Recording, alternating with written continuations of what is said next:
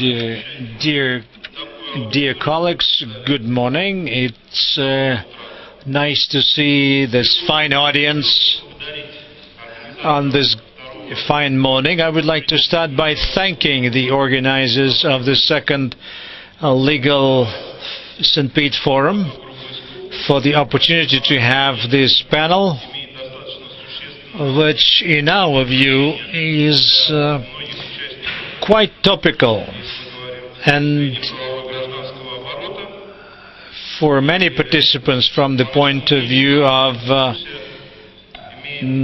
commerce. And organizing this panel, we have invited members of government, representatives of governmental and other associations, advanced scholars, legal consultants. We did it intentionally because this process of energy efficiency and saving involves many aspects of legal, financial, economic aspects. And only through understanding all of these areas and all of these aspects of regulation, one can come up with effective legislation on and regulation on energy efficiency. I would like to start by introducing the members of the panel. I will start from the right.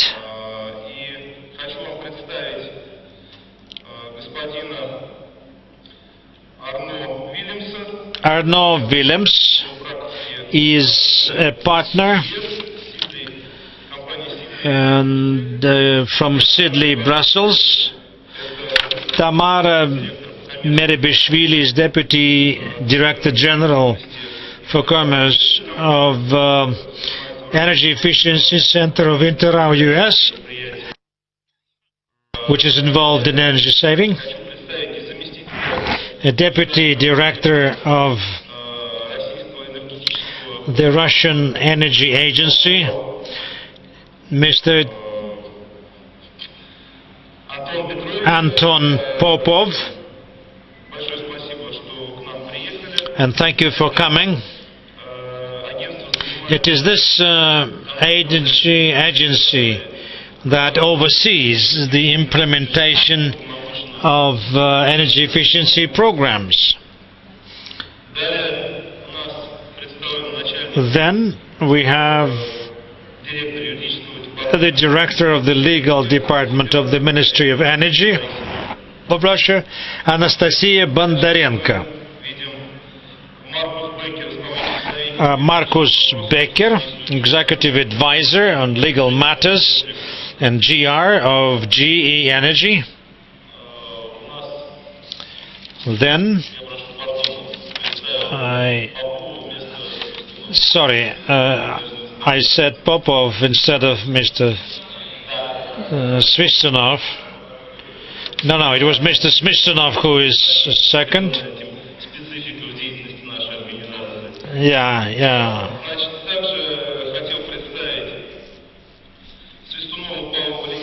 Also Pavel Svistunov, Director of the Department of Energy Efficiency and Modernization of Fuel and Energy Complex of Ministry of Energy. Then we have Andrei Popov, Director for Corporate and Legal Matters of Rosatom, Russian Atomic or Nuclear Corporation, Nuclear Energy Corporation.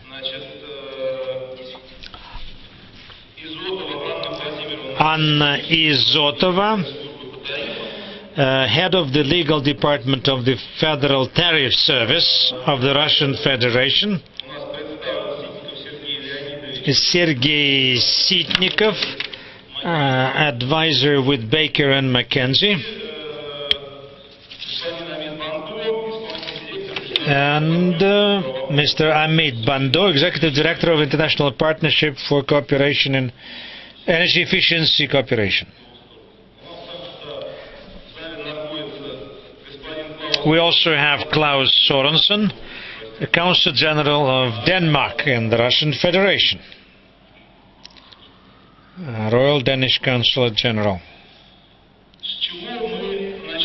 What we shall start with is probably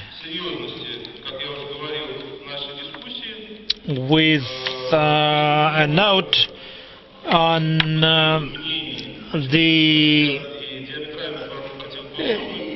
level of importance of this discussion, and there are opposite opinions expressed with regard to Russian legislation on energy efficiency, whether it's good or bad, advanced or backward, but everybody is convinced that we should develop further Russian legislation on energy efficiency, take into account international experience, national specific features. The President has set a task of reducing energy intensity of Russian GDP by 40%, which is quite an ambitious task. It is also an important matter because on the one hand Russia is rich in natural mineral resources. On the other hand, the accession to WTO and other global developments compels Russia to seek and look for new sources of energy, and according to many, Russia is not yet prepared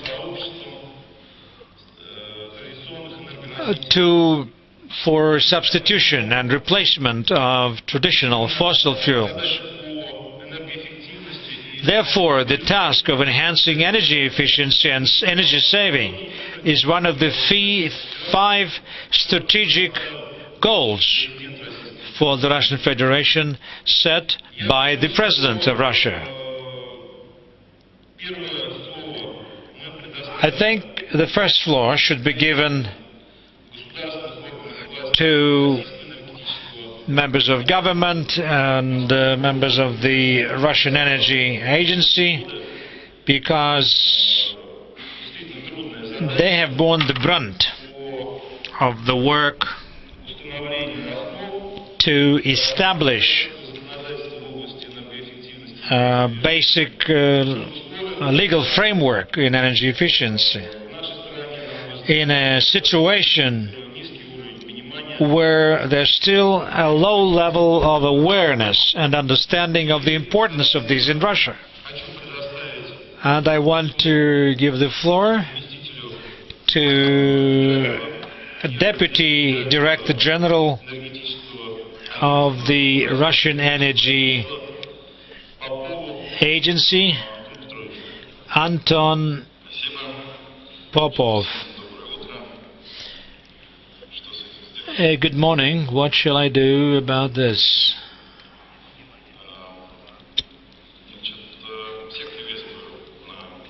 I would like to start by welcoming everybody to St. Pete. What is the Russian Energy Agency? Let me first get used to this technology. Yes, someone will be helping me with the slide. Slide number 1.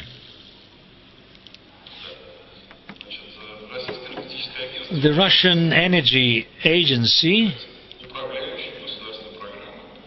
is an agency managing the government programs to reduce the energy intensity of the Russian GDP. As Alexander has said, we have objectives, goals that we are pursuing, reducing GDP's energy intensity by 40% by 2020 and increasing to 4.5% of the share of renewable energy sources in the energy balance of the country. These are the goals. What are the methods and ways? Okay, it's working.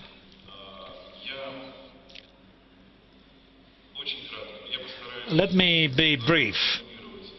I want to compress my presentation down to 5 to 10 minutes so that anyone who is willing to discuss practical aspects of this, we could spend this time on questions and answers. About 2 o'clock with Pavel will have to be in that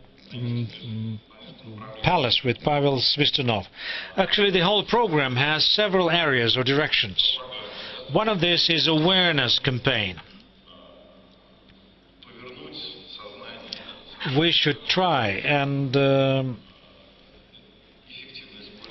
change the mindset of people, convincing them that saving resources is not just a waste of their time. These discussions are not a waste of their time. The industrial use of energy has only recently, the attitude began to change because of the high price for electricity that users pay.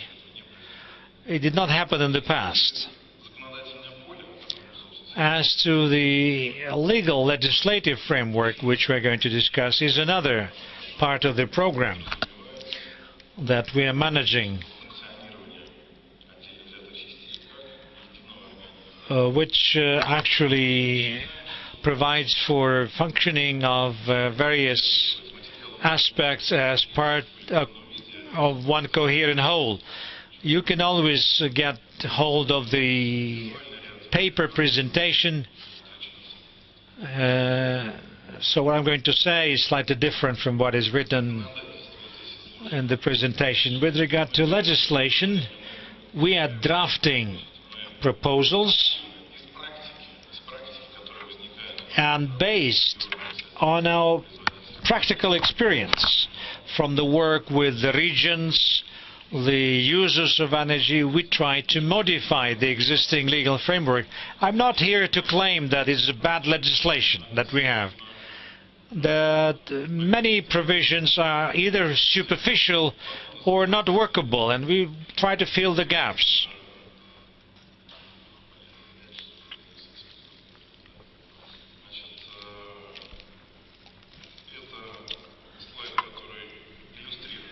This slide shows our law-making, law-drafting activity. We believe that the system should be working without micromanagement. So we are gradually moving to creating market conditions where it would become advantageous and profitable to pursue rational use of resources and to use renewable sources for energy. Now we are moving towards this market mechanism, and we believe that the system of certificates in this area, these are proposals on legal framework. Let me skip through. I'm not a lawyer myself. I should apologize.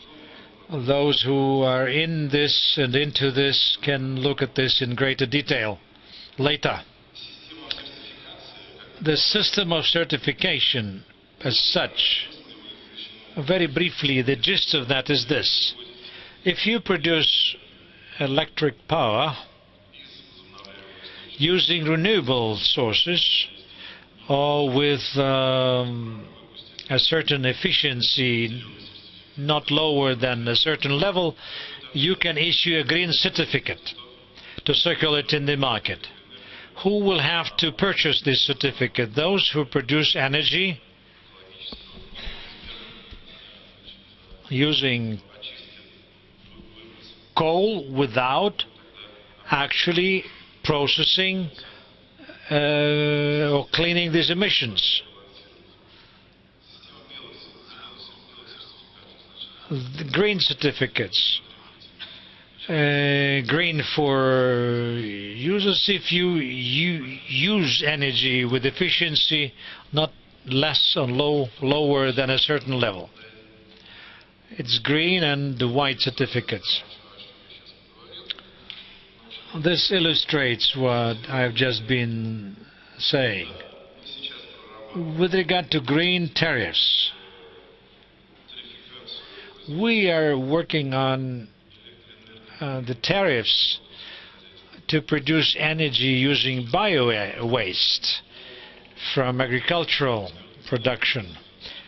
The pilot region is the Belgorod Oblast, Belgorod region. Together with the governor, we commissioned the first biogas station late April. We have agreed with the governor to develop a program to build 40 bio stations, and the Belgorod region is #1 in meat production in Russia.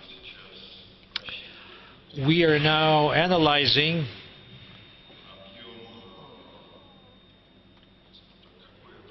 what cost should the energy system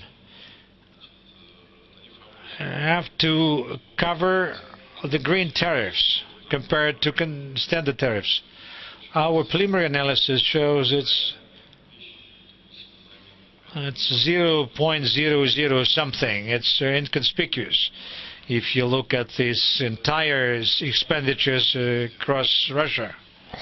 In terms of step-by-step work, first it's establishing an authorized body to deal with certificates, the system, the rules of the game, registration, the circulation of certificates, basic rules, and the sale and of these certificates, the way they can be purchased.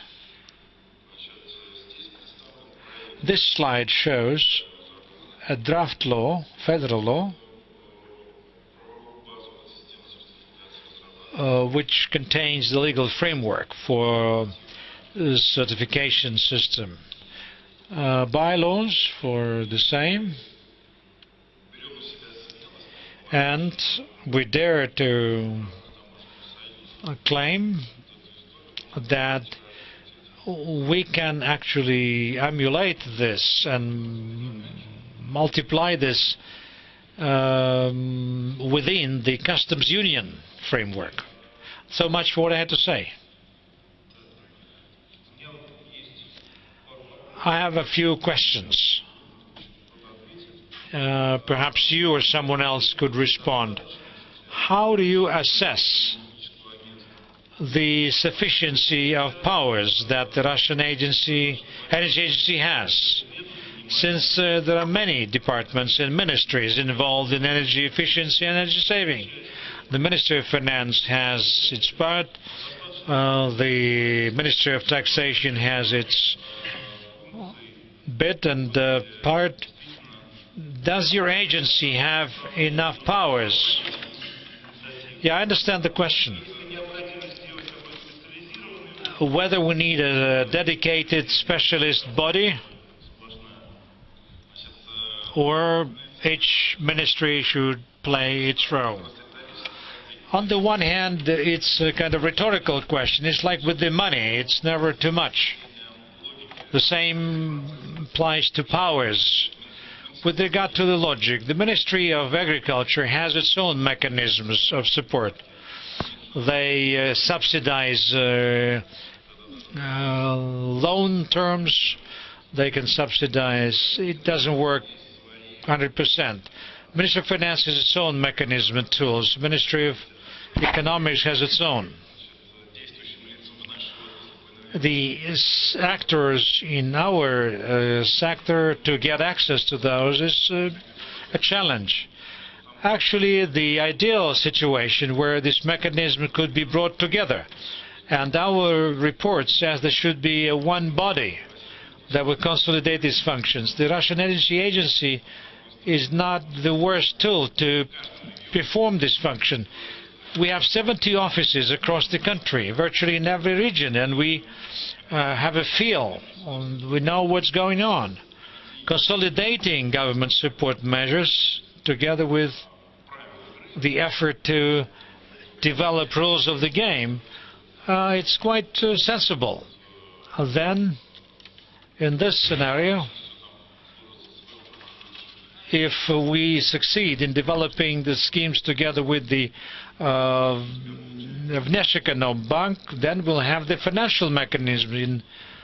Today, there's the kind of dissipation of effort. I think sooner or later we'll have single infrastructure, because separate effort is good, but we see in regions now. We give subsidies for preliminary stage of remapping boiler rooms to switch to different types of fuel in regions. And then there should be understanding of what kind of resources this region is rich in. In Vologda, they have pellets, they have timber industry. They don't have to carry this, they have it a lot in Vologda and Kandastra, so we can produce at cost. And in terms of infrastructure, the optimal way will be to use those pellets, and the government will then support those measures that for which there can now be repayment or payback. The program should be written by government bodies. Then you should make it economically attractive. The main competitor of renewables is the price of Russian gas. So you have to give the whole process an impetus. You have to provide compensation for the interest rate and to work out some rational approach to capital investment. That is why we think that the existence of such an agency is quite justified. I have a question too. You said that state subsidies for projects that are not quite paying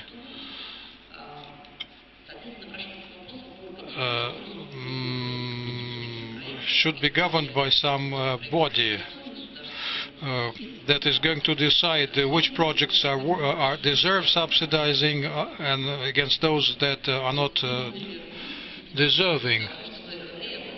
I understood your question. So who is to judge whether the project is good or not? Yes, there is a project. For example, pellet production. It may be profitable under certain conditions, but not in these countries, because we have the price of gas, we have lack of infrastructure, and so on and so forth. So the payback takes place when the volume of production is sufficient. This region alone cannot provide the necessary volumes. Then the transportation costs. So without state contribution to road construction, plant construction, and so on, the whole project becomes ineffective economically. There are considerable investment risks, making the project unattractive for banks or investment companies. So are we going to have the single body like Glavgosekspertiza, the review body? Yes, I understood.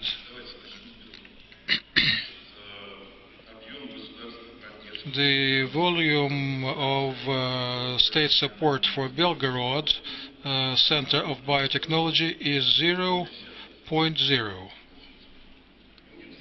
There is no state support, that is. We reviewed this project, so the funds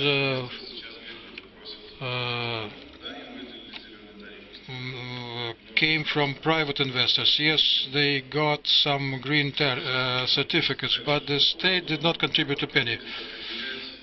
Concerning your question, who is going to decide whether the project is deserving or not? He who pays will decide.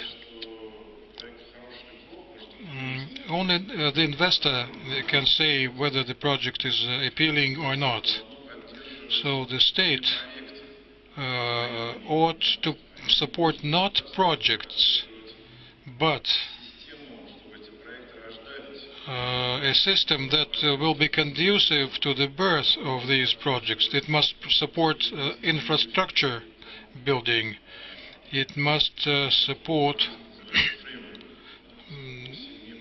the framework for the project, not the project itself. As soon as you begin supporting projects as such, we have what we have now. On the web, Mikonomo sites and Ministry of Education sites, and tell me how many projects have been supported over the past few years, with the exception of the 2014 Olympics. That is why we need the reasonable rules of the game. We must not support projects per se. And we are working on it. Yes, we must concentrate efforts in this direction. There is an interdepartmental vacuum nowadays. It is said that 9 babysitters lead to a baby without one eye. And we are negotiating with other official bodies. I don't know what the outcome will be. When we know the composition of the new cabinet, we'll know in which direction we're going to evolve. I have several questions. Concerning the pellets project, if it is not paying back, it will not be supported. In principle, subsidies are a tool for solving a goal of the state. The energy security goal does not provide for large volumes of generation of alternative energy. We are still speaking of decentralized and distributed energy grids, wherever new technologies are possible. Why should we build a pellet plant if there is piped gas there? They will develop in a number of other regions which produce for export, or where they have peat, for example, for fuel. Peat is not used by European countries because of low efficiency, but it may be useful in parts of Europe. It may be cheaper than building gas pipelines. But who is going to evaluate these projects? We can draw an analogy with our subsidies to regional energy efficiency programs. We do not evaluate projects themselves. We have a system of selection using coefficients. When the region can calculate how many units he will get for this or that program. When cash is distributed and there is one decision maker, this is an old story. We've seen it all. So the official bodies must create conditions for the development of projects and is to establish clear-cut rules for the support of such projects. In my presentation, I'll deal with how we are trying to build precisely such a system.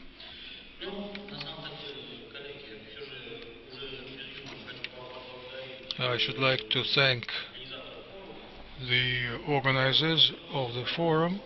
It is very difficult to bring together so many experts in one place.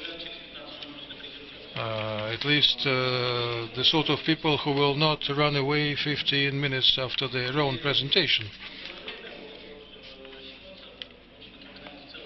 The situation reminds me of our energy efficiency efforts.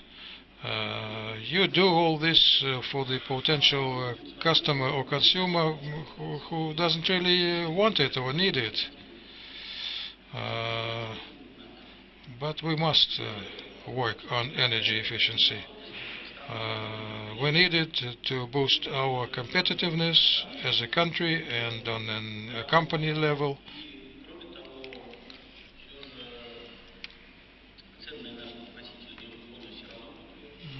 The fuel prices are skyrocketing. First came people who wanted to get rid of incandescent lamps. Now they are thinking, how are we going to recoup our investment with the growing tariffs? And the tariffs are going up. Now we know that energy efficiency of lighting devices will pay for itself if properly organized, and will make economies even. I would like to draw the line between energy conservation and energy efficiency. We concentrate on energy conservation. We cut off night lighting, we cut off unnecessary end users, but energy efficiency is something else again. It must be a priority in its own right.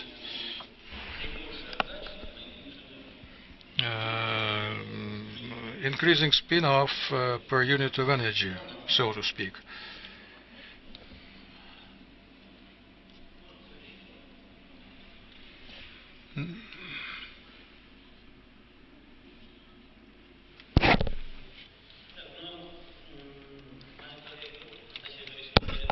Anastasia Bondarenko will tell you more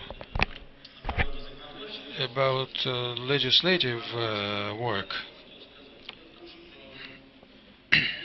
For my part, I'd like to tell you that probably no single law acquired so many pieces of derived legislation as the energy law.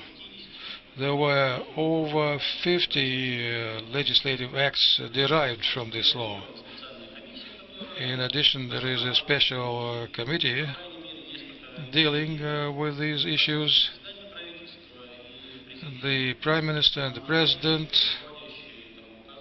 are personally interested in energy efficiency. Then there is a balanced system of step-by-step implementation of energy efficiency activities.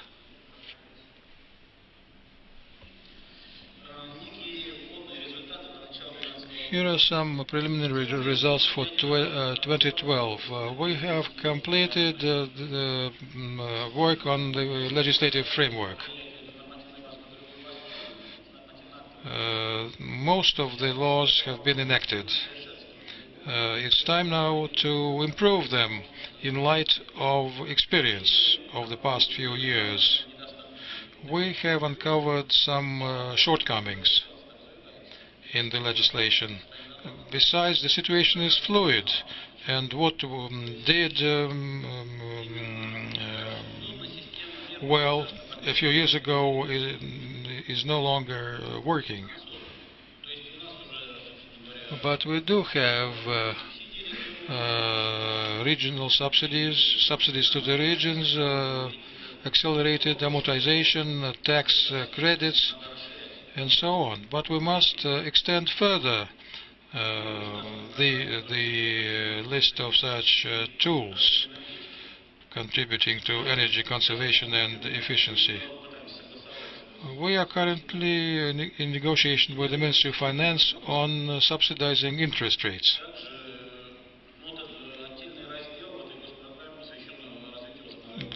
There is a special section in the program on renewables. This is a pet project of the government. And we are working on streamlining it. But 10 billion rubles guaranteed funds have not been used. So there must have been some reasons for this, and we must change the legislative acts. But we have paid out the subsidies to the regions. The procedure for subsidizing them have shown that a selection process must be devised. 2011 was the first year when cash started flowing in considerable volumes to energy efficiency. 5.1 billion rubles went to the regions, plus 40 billion of regional funds and over 20 billion rubles of out-of-budget funds. Over 1 billion euros was spent in 2011 on regional programs, energy efficiency program. This is unprecedented. This is a factor, an order of magnitude change. So this is a sort of a breakthrough. On the 1st of June, we expect applications for new subsidies for regional programs. It will be contingent largely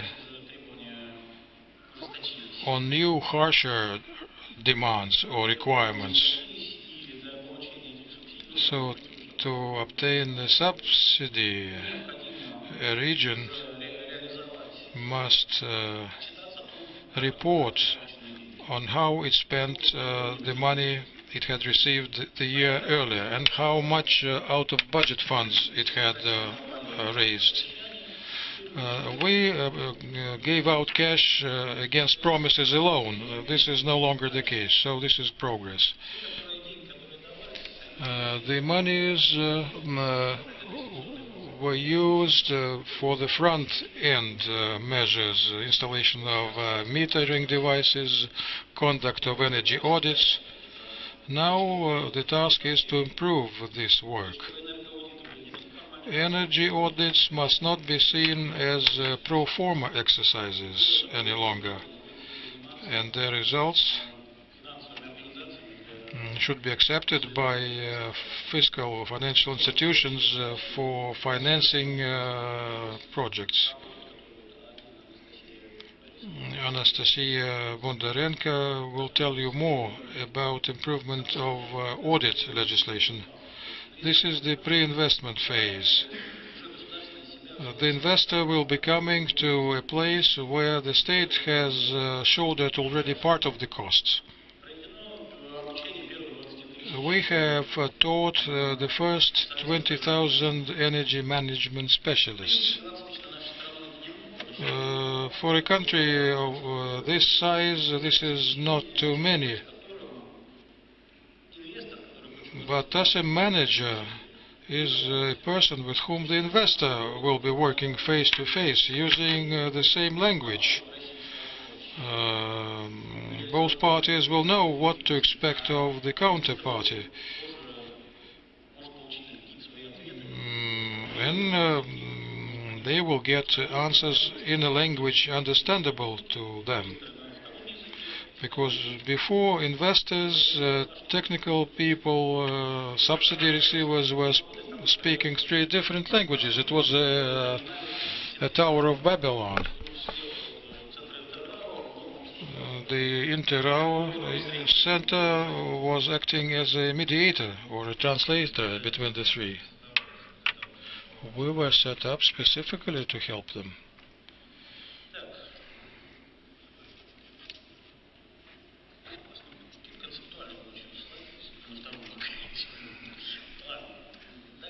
We're still into slide number 2.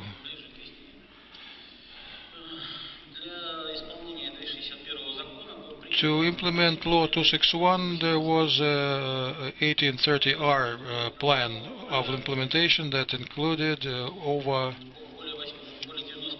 91 activities, to be sure.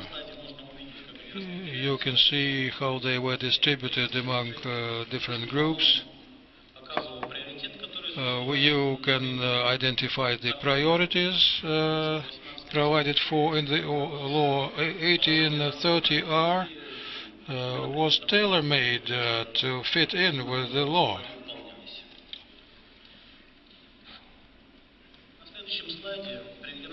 Here we show info about how many activities were completed.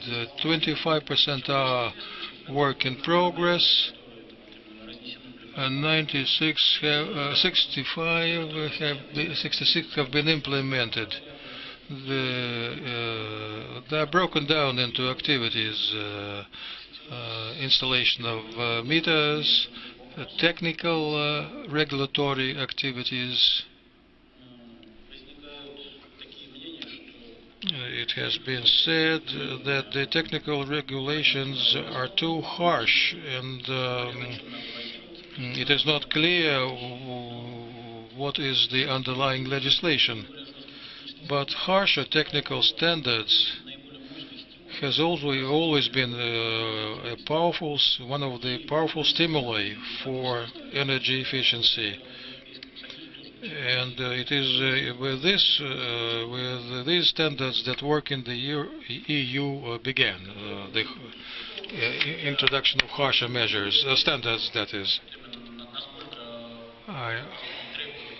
I'm not sure what was the justification for the ban on 100-watt bulbs. But justification for such decisions must be much more complex, including procurement, for example, procurement by state companies, for example. First measure is introduced for the state sector. I'm referring to stricter standards. Law 261 was based on the state should begin. The government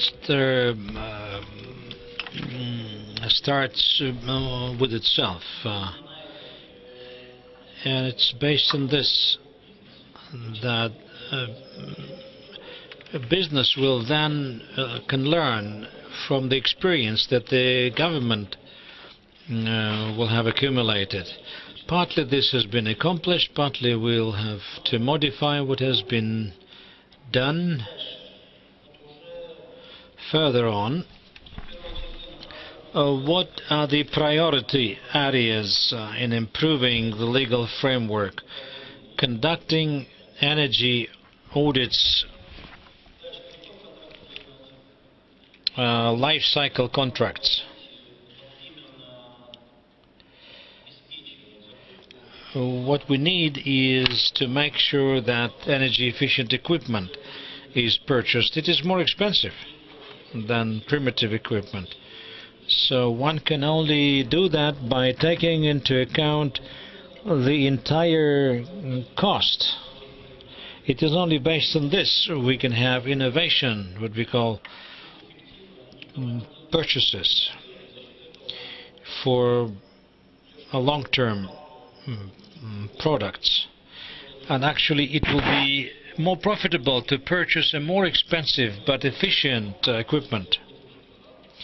The same approach should be in the housing and utility sector, where quite often cheap equipment is installed, but it is expensive in terms of maintenance and repair and service. The information basis, actually one of the tasks was to create a basis for decision making on energy efficiency. So and information from across the country, from all the sectors, should be consolidated for people to know what is being done in terms of energy efficiency and to inform strategic decisions. It was introduced, this information system, and base last year. 90% of subnationals of regions were hooked. Many municipalities have been hooked to the system and is being used. The next goal is enhancing energy efficiency in the budget-funded entities. One task which is widely known is reducing by 3% of the energy consumption by budget-funded organizations. As far as I know, the European Union is discussing such set of measures. It looks like we have introduced these measures even earlier than the more advanced countries in terms of energy efficiency. There are a number of proposals now to modify these rules and standards in terms of implementation. And the next related task is measures of government support for energy efficiency, creating conditions to have a self-supporting system to enhance energy efficiency. There could be a comprehensive approach using government support to reduce risks for projects or to enhance the profitability of such projects, or to develop a situation where there can be no options. There should be tariffs that would incentivize reducing energy consumption.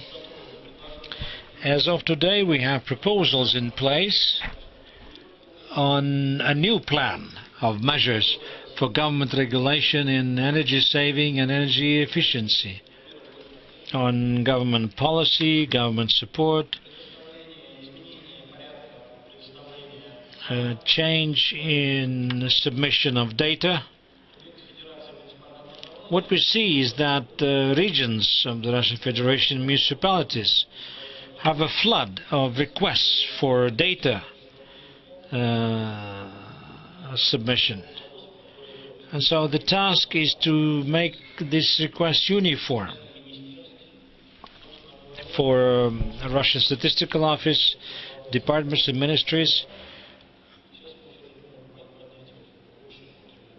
Today, a municipality has the right to submit such requests. Now we want to elevate this to a further next level.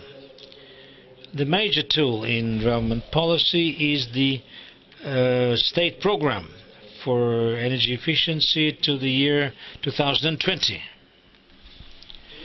And this program has a set of tools to implement the program. The subsidies to the regions that I've mentioned, providing government guarantees, 10 billion rubles a year, creating an information system which is in place, training. People responsible for energy efficiency will have another 20,000 people this year to be trained.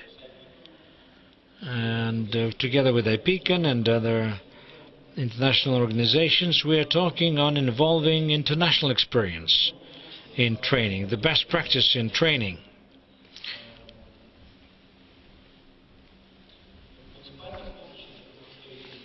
For municipalities, officials,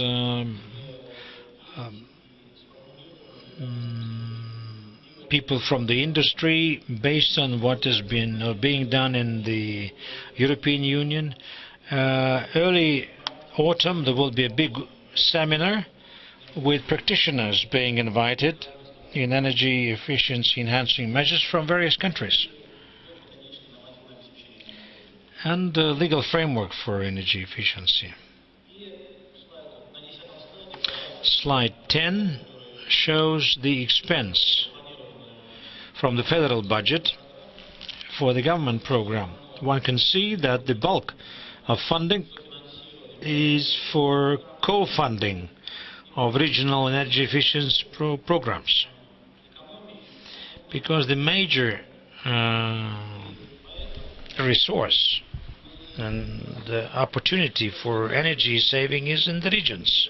And so we co-finance regional programs, overseeing and looking at what specific measures are to be funded, using federal money for co-funding, and how efficient and what do they deliver, what they deliver. Last year we had 5.1 billion rubles distributed. This year 5.7 billion rubles is allocated, and further on it will go up. And off the budget funding, the logic of the program is the budget money is a catalyst to raise off-budget funding. So our effort is focusing on funding pre-investment phase to reduce future expense of the investors. And so the state, the government, assumes part of the bears part of the expenditures that the investor would otherwise bear. The information support is part of the information exchange, which is being built federally. It will include data from existing information system of federal bodies of power. Then it will have data from sectoral industry information systems,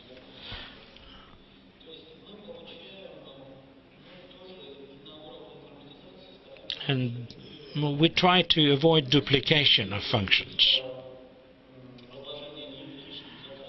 and to avoid putting too much costs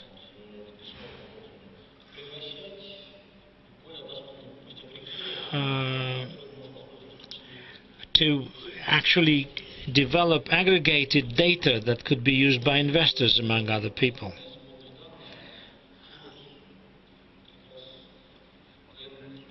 And this consolidated data will assist informed decision making. And the last thing is the program on energy saving and energy development. It will have a separate program on energy efficiency,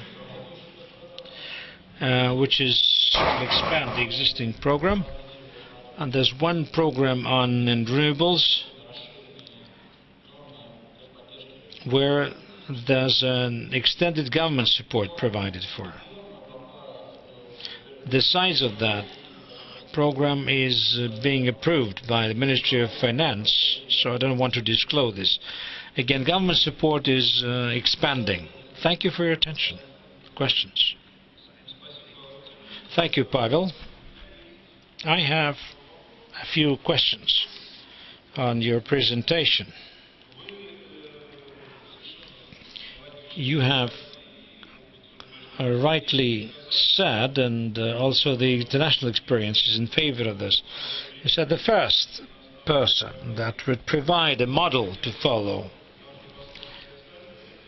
is government authorities, municipal authorities, state-run companies, municipal companies. Based on the analysis of Law 2161, we see that subnational entities are obliged to conduct energy audits. They have the right to conclude energy service contracts. And again, as part of government contracts, certain requirements should be met with regard to certain products.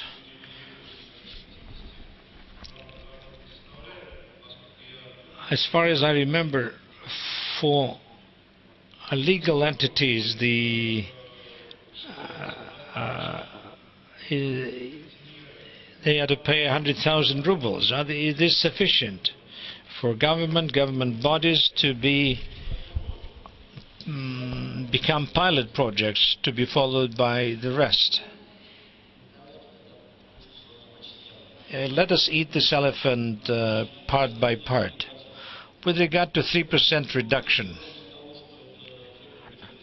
this is a provision in the law which by definition should be enforced and implemented.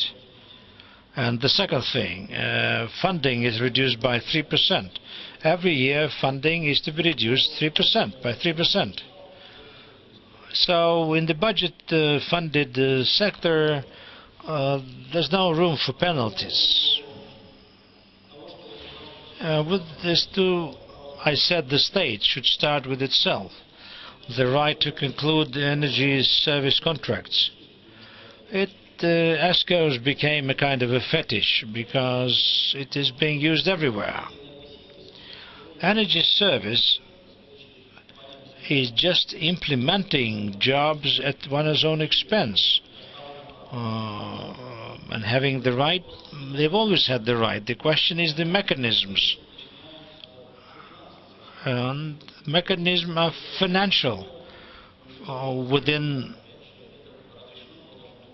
the certain rights were accorded before that law 261 was adopted.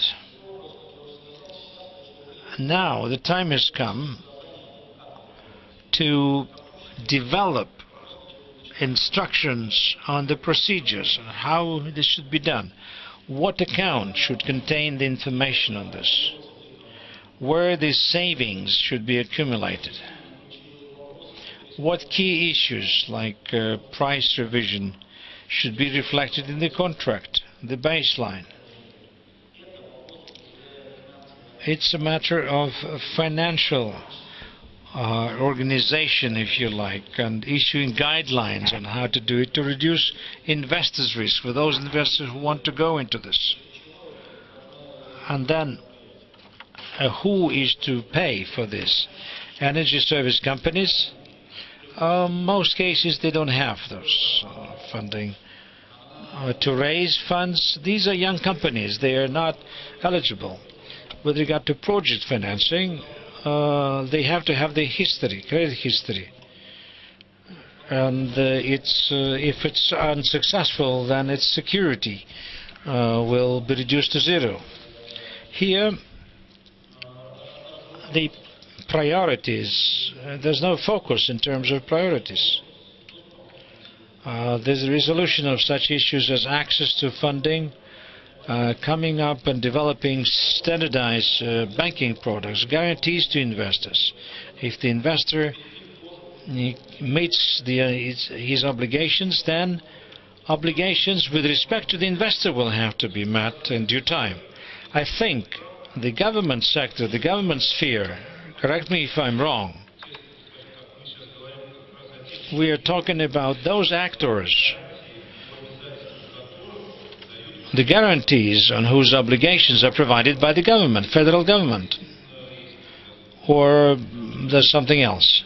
Yes, there are certain features to be described. The government guarantees, state guarantees, is what makes part of the debt for subnationals.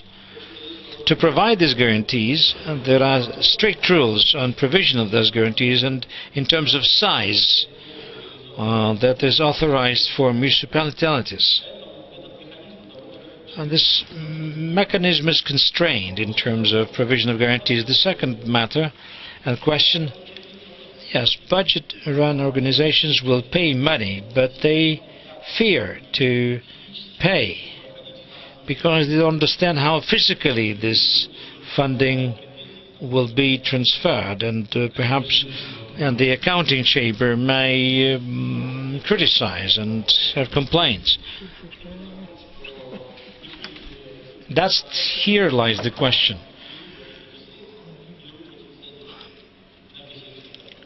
Whether the customer will have grounds to delay payment or refuse to pay. With regard to purchasing, there's a general list of goods and products that are subject to certification. And this list is general for everybody. Why? For government institutions, government-run companies. Why not have an extended list of goods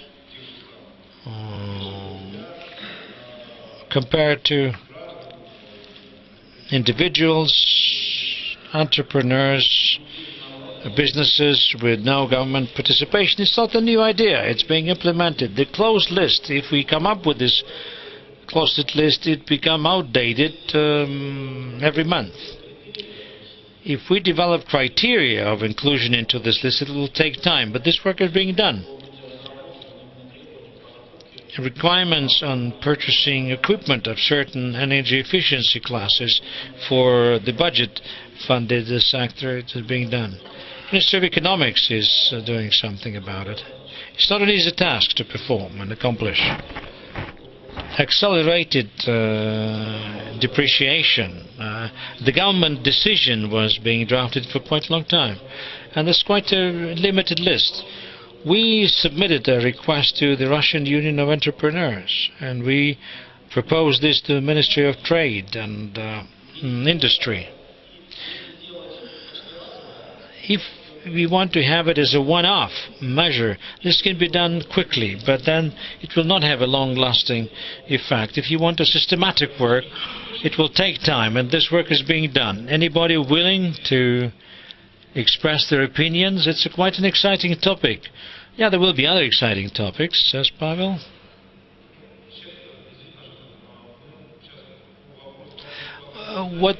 No questions yet.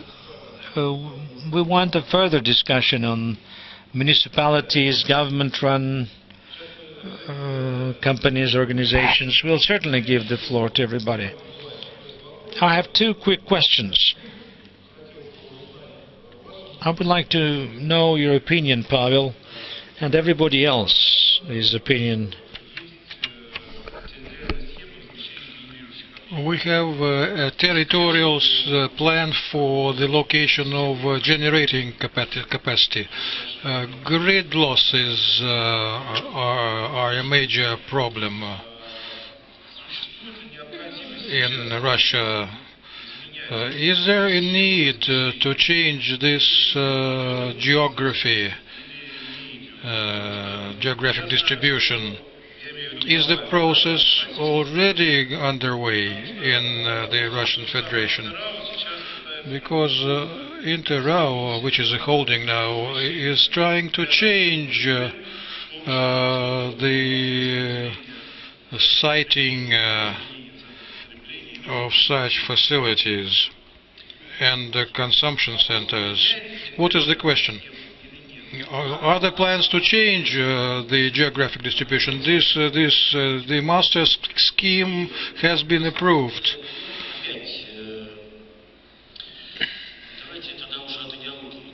Let's begin with ideology. The master scheme was built from the bottom up.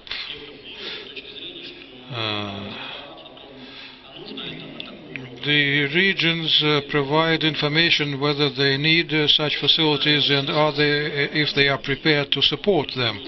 The master scheme has been approved.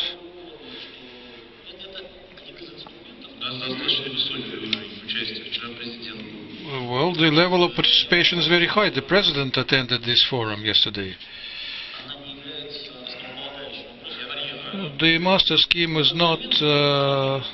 it has been approved, and it will be streamlined or perfected or improved.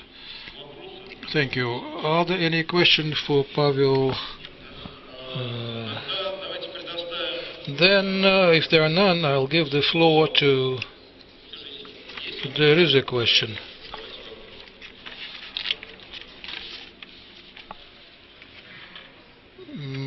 Микрофон возьмите.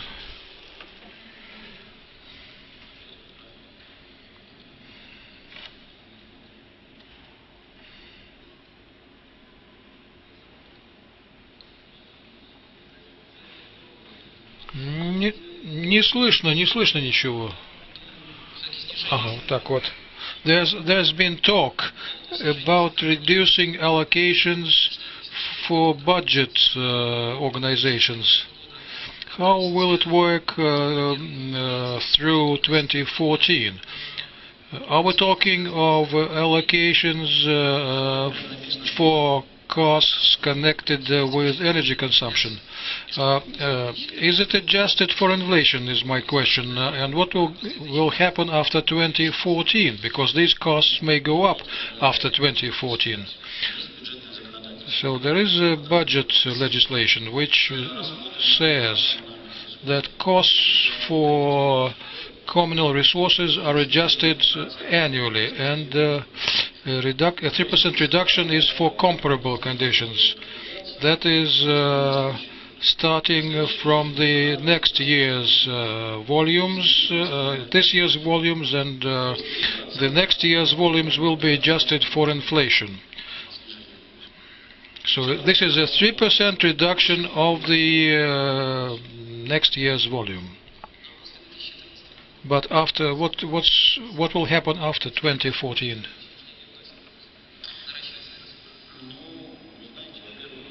Will budget bodies increase their spending?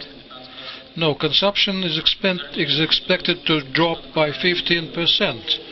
We'll have to look into how successfully this exercise is being implemented. If it proves its worth, it will continue up to all the way to 40%. No, this is a separate question. 40% is a target. It will be achieved as a result of structural economic changes rather than slashing consumption. What I fear that the bodies will while away their time before 2014, looking forward to better times, so to speak. No, the answer is no. I give the floor to Director of the Law Department of the Ministry of Energy, Anastasia Bondarenko, a person who is very close to energy efficiency and the legal aspects of it.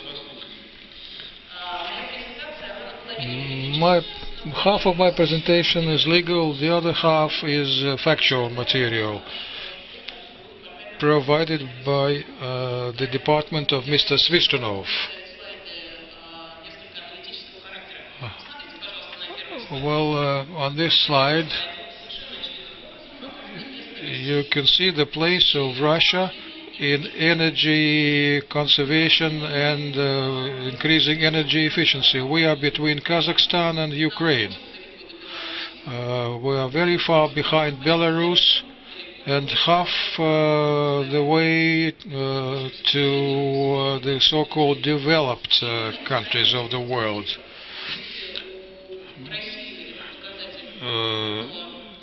It is 0.5 against 2 units in the rest of the world. So we will be working to reduce this index by 40%. How are we expecting to do this? A good deal will depend on the success of the energy conservation program and energy efficiency program.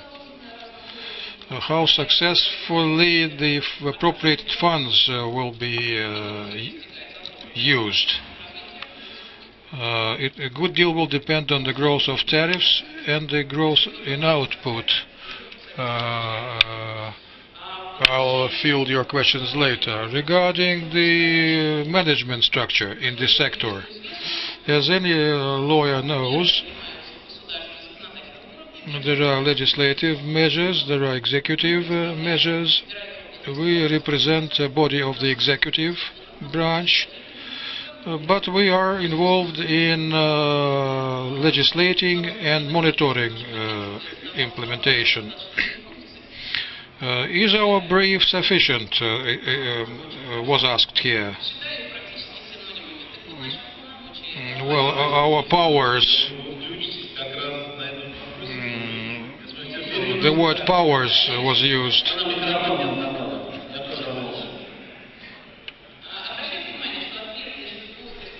You'll find your answer in the form of existence of a company. It is a state budgetary body. We are into activities that are subsidized by the state and activities that are bringing revenue.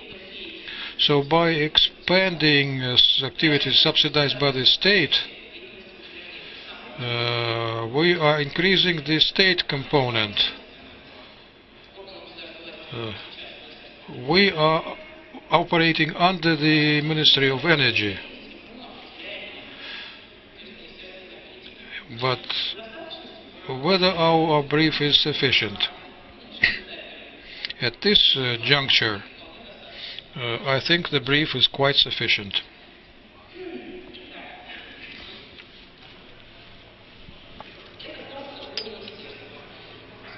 So much about the ministry. The ministry drafts and implements official policies in energy conservation and increasing efficiency, including information support, energy audits, and the use of resources. To what extent we are involved in policy making is exactly the dividing line between us and the ministry.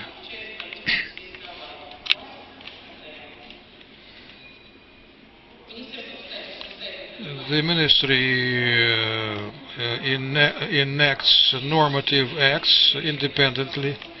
We deal with the energy certificate or passport, the procedure for entering into a contract on the installation and replacement of metering devices.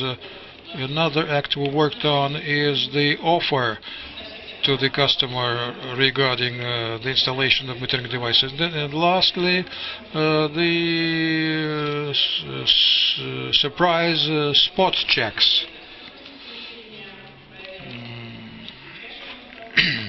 And the timeline for scheduled checks.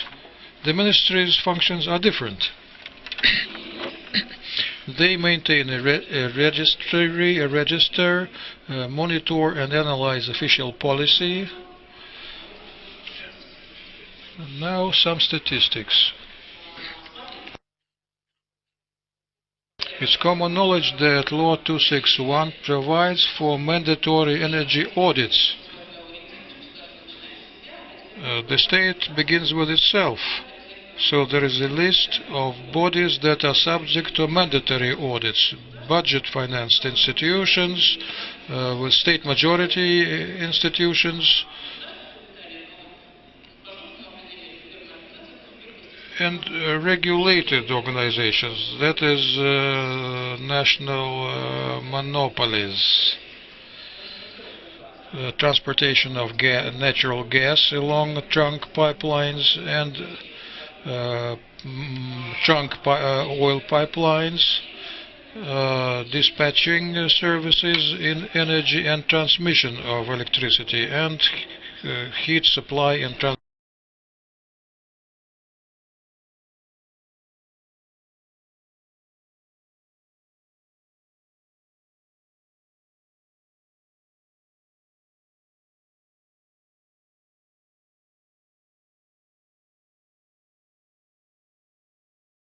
Is to be held before December 31, 2012. There are 7 months to go to conduct such mandatory audits by by bodies I mentioned. They are making slow progress, and there will be a terrible rush in December. but they are already complaining. They want the time to be put forward, to put back. So there is talk of doing just that. The question is still under debate. We have distributed the draft document only recently. Support for this request is not a foregone conclusion. So such is the sad state of affairs. By April 28th, the Ministry registered 129 self-regulating organizations. They pop up at a respectable speed. The number of members of such SROs is over 78,000. We have received over 10,000 passports or certificates, copies of energy certificates based on mandatory audits. There are passports based on voluntary audits too, but we obtain them only upon request. So the sad statistic is that owing to the bad preparation of passports, we have registered only 901 such documents. Less than 10% of them are satisfactory. The Ministry has come up with a proposal to change legislation as a result. What do we want to change? The industry people think that attestation of energy auditors is necessary. If we harshen the demands on auditors, the results of their work will be better. We are currently in debate because there is a problem of evaluating the regulatory impact in order not to put too much pressure to bear on the business community. So we work toward a balance of interests. Our stand is that the 261 law stipulates that members of SROs may be bodies that have a certain number of trained people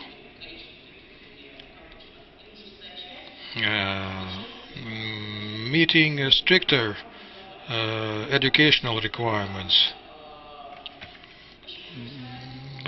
because vocational school standards and retraining standards are insufficient for auditors we are talking about. Yeah, right.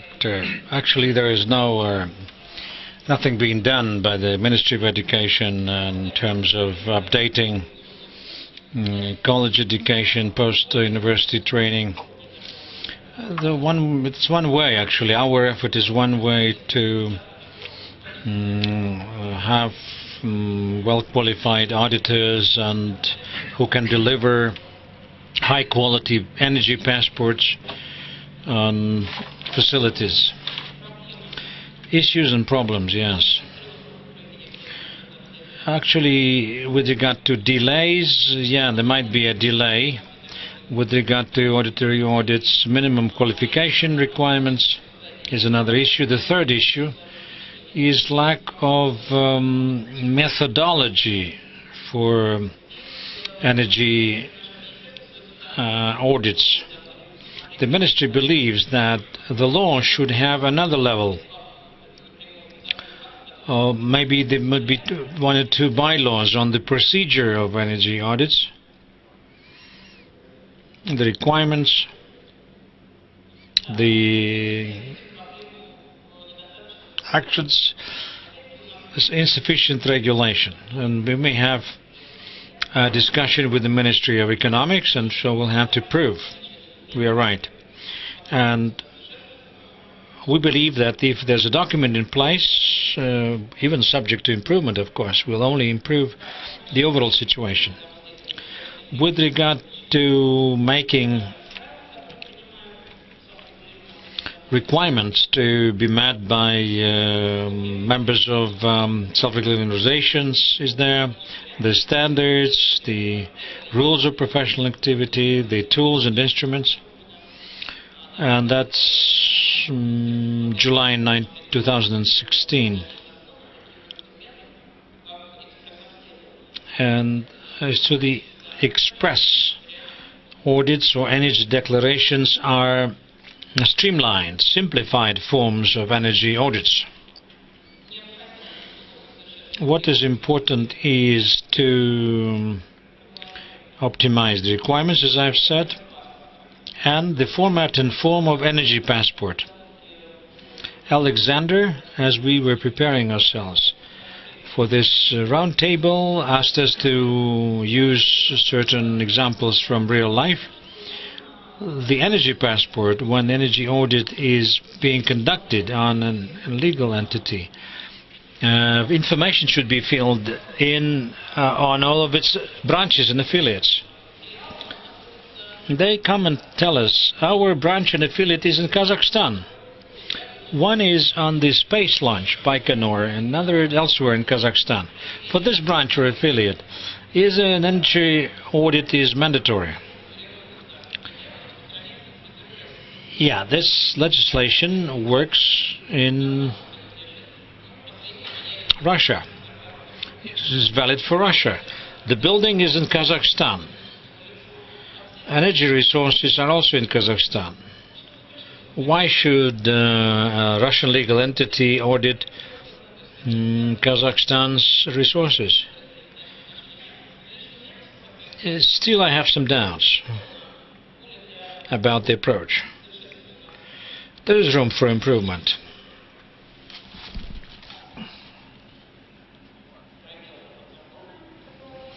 Yeah, bylaws is another gap. And in terms of the deliverables, the document that is being discussed, to modify the timing, the deadlines for energy, to provide for some postponement,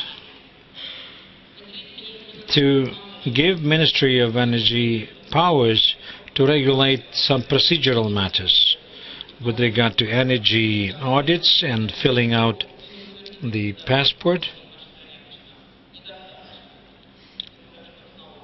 It should be both, the procedure and the way the documents should be filled out. It's like with tax. Quite often there are documents on the way to fill out, then the form of the document, and a controversial issue legally is to have a separate procedure for government oversight over self-regulated organizations, and to hold self-regulated organizations responsible for the quality of energy audits. That's the most complicated issue. So much what I had to say. Thank you, Anastasia. Can I? As to the branching points, is accreditation, the register for energy auditors, and where we have the differences and divergence of opinions. Yeah, we can make energy auditors more professional. But even the best trained energy auditor is not necessarily going to do an energy audit, because it is cheaper to make it low quality, not to go out to the field. So there should be accountability and responsibility for the quality of the audit work. Then the auditor will be interested in training auditors and will look for places where they're best trained. So there are two approaches and perspectives. If we want to have a higher quality of training and requirements, Still, there should be a responsibility, accountability for the quality of the work performed. Perhaps I missed something, but we discussed earlier differentiation between energy auditors and requirements to be met by documents to be submitted by small businesses, big businesses, government-run companies. Is there work being done in terms of legal framework? Are there prospects in this area? Anastasia said about the energy declaration. For those organizations where the energy consumption is low, and this audit does not make economic sense. Energy audit is not an end in itself. It's something people tend to forget. An energy audit is to be performed for a certain reason, to develop for decision making, for technical improvement. The draft law is to define the criteria for small businesses, to define those organizations for which streamlined, simplified procedure will be introduced, like energy declarations, as I've said. Several questions, maybe rhetorical questions. I don't quite understand why we should postpone and delay the energy audits so they will have money available later for this. Let me give a non-rhetorical answer. To avoid having energy audits in summer. Yeah, let me finish. They are better performed when the heating system is on, not in summer. Based on statistics we have, mandatory audits are to be performed for 600,000 facilities. And the third question, in several countries, the 600,000 audit facilities, 600,000 energy passports are to be issued, maybe 1.5 million facilities, because there might be one passport and several facilities, and we got only 10,000 passports for April 1. How much? What is the cost of having an energy audit for a small power plant? Bargaining. You need. What is the order of magnitude in terms of money? There's a code on administrative responsibility. The fine for delay is up to 200,000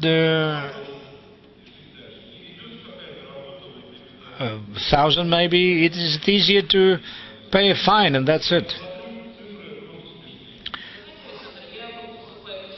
I'm against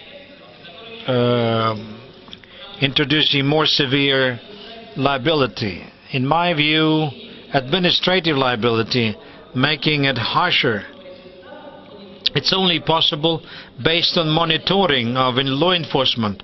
Once you have statistics on violations, non-compliance by the regions, and the damage done, then you can make the liability more severe. This is a new legal framework. In fact, it's only 2010 and 11. We were doing these things. Now you say making punishment harsher. We don't have information on how these rules are being implemented. Why I'm saying this? It is something for discussion. Legislation in energy efficiency and saving, this whole process and its rules are imperative in nature.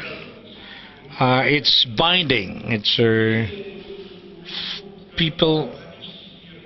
other methods of any economic incentives. I'm talking not about government-run companies, but regular business. There are not many compared to what? I don't think we need comparisons. Let me explain. Me as a business, I should understand why I spend money. Yeah, when you say that energy service contract should have a certain goal, and I should understand as a business why I need this. Today, businesses do not understand why they need this. When these are imperative provisions and coercion. If the government understands, the government understands why it is necessary. The government should punish those who don't understand why it is needed for the government. Then we should recognize and admit that the government program is not what we need. It's redundant. It's kind of going after fashions. If there's a certain economic and political basis for this, for the right development of the country, we should incentivize. We should have negative and positive incentives. And if I myself as a business, not as a lawyer, but as a business, as say a member of a large corporation, for instance, not in Terao, but someone else. And what I say, when I understand that it's simpler for me to pay a fine of 500,000 rubles for non-compliance with the requirements of legal framework on energy savings, since I don't meet the certain specifications or requirements in building a certain housing complex, I will pay 500,000 rubles fine, and that's it, until they come next year.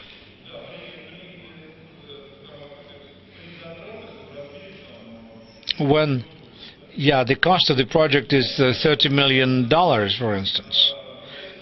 Anastasia, I think it's a new kind of legislation. We should look at the way it is being enforced.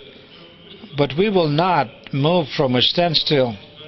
It would be interesting to hear our participants from overseas on enforcement measures, effective enforcement measures.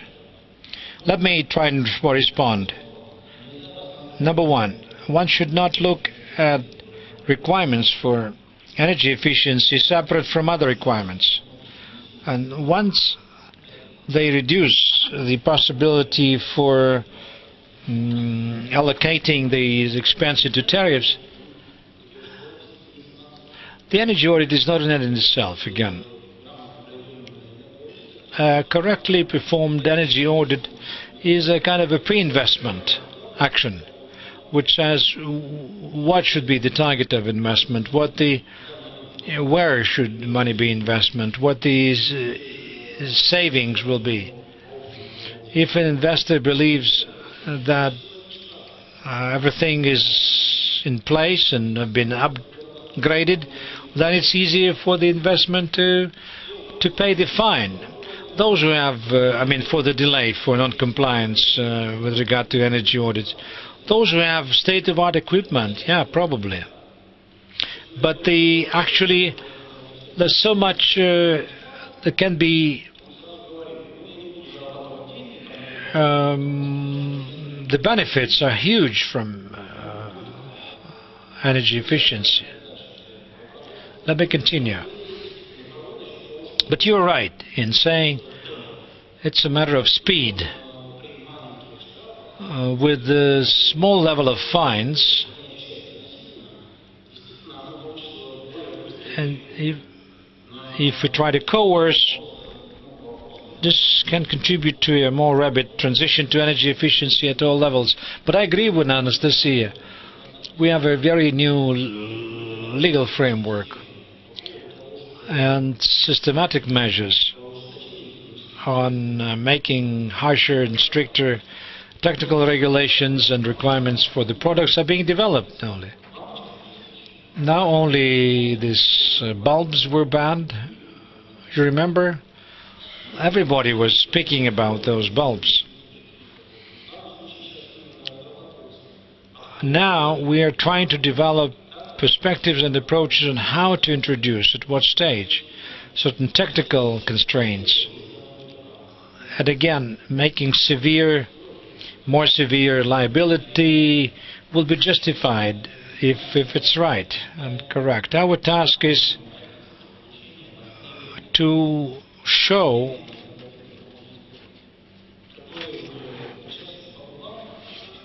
many banks have funding limits, but they are not able to find projects to find because there should be energy audits to be performed by qualified experts. And one of our tasks is to formulate requirements for energy audits. For this year, we try to develop approaches for customers to be able to assess whether the energy audit is of good quality, whether it's worth the payment. Thank you for your comment. Tamara, you want to say something? Let me give one example. The United States has conducted a survey, and those people who replaced conventional bulbs by energy-saving bulbs, they understood it's worth the effort. They don't switch off even at night. As a result, the money they pay for electricity consumption is the same. It's again about this question why we need this and whether we need this. And we would like to have a discussion on information system as component of government awareness campaign and as a element of public oversight over implementation of the programs, over compliance of regions with their obligations on energy saving. Tamara will perhaps say a few words. We'll have a coffee break soon. We would like to hear our non-Russian participants who found time to come and share. What I suggest we speed up. We have many topics of legal nature that we would like to discuss. Trading incapacity,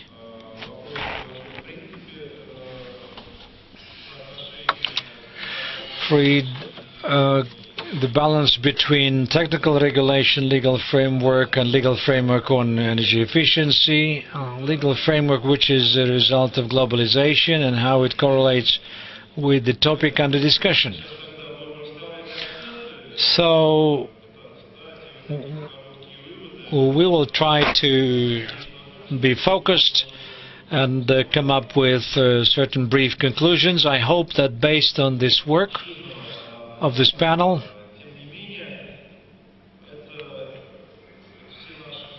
however broad its agenda may be, we would like to consolidate our and bring together the conclusions and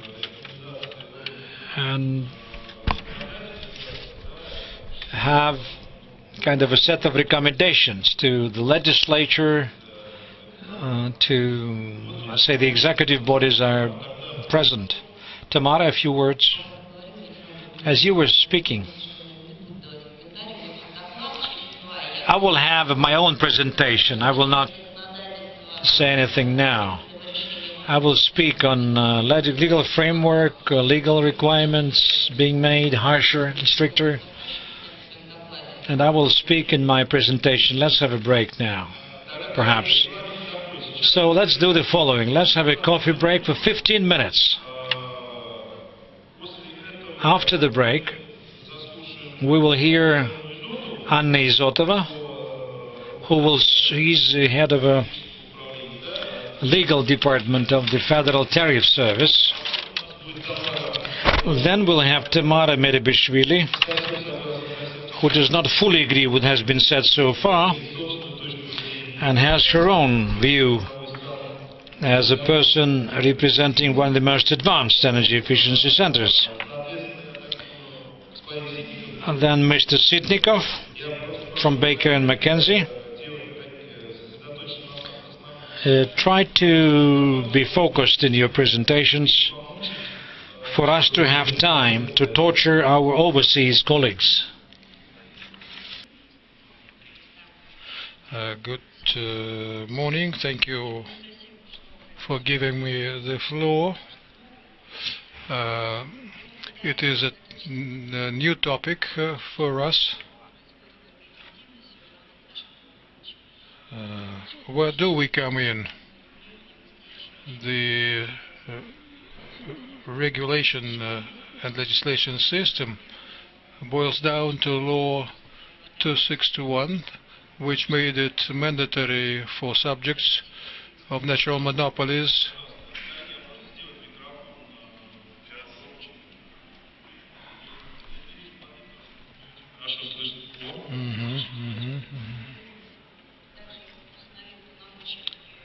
gave powers to the regulatory bodies.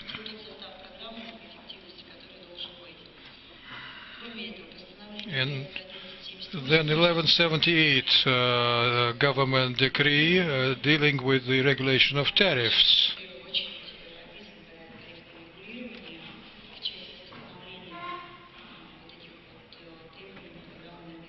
Especially in the context of energy efficiency. Then another decree dealing with procedures for demands. Speaking of electricity, subjects to monopolies are grid organizations and system operations, namely those who are duty-bound to approve energy efficiency programs.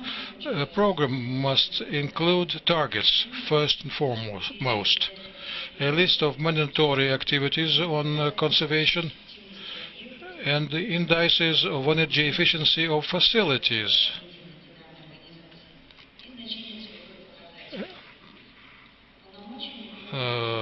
Who has powers to approve demands that programs must meet? The powers are divided between state regulator and regional regulator. On the federal level, they are FSKs, main lines. In the regions, it is regional grid organizations. There is responsibility for breaching legislation on energy efficiency, primarily administrative responsibility, failing to meet the requirements. In electricity field, to this date, there have been no administrative penalties because systems operations furnished the necessary information on time. And regional operators, we have no control over regional operators. So we have no statistics to this effect. The next sentence says, out of 300 regulated organizations, 120 are in breach. Applies to the gas field. In addition to Gazprom, we have some 300 gas distribution bodies which are subjects of natural monopolies, subject to tariffs and energy efficiency programs approved by us. So out of 300 such organizations, 120 were in breach of legislation. They did not fail to approve the programs. There are no programs. And there's very few breaches in terms of the substance or content of program. There is economic liability too, applied to electricity energy, 1178 decree. there is a reduction of 10% over preceding period of technological losses in the case of an absence of a program. This is a new amendment to law or Decree 1178. There is no practice of implementing it.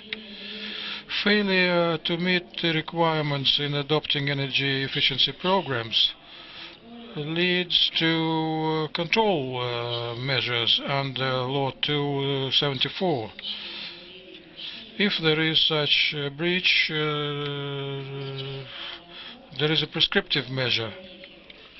Not later than the 1st of February, such bodies must furnish their programs to the regulatory bodies for approval. There is no administrative penalties. There are no penalties. There are, however, economic penalties in terms of tariffs. Tariffs are adjusted in light of failure to reach quality targets. However, these have not been applied because legislation is new and there is no practice of implementing, encouraging efficiency and conservation by means of tariffs.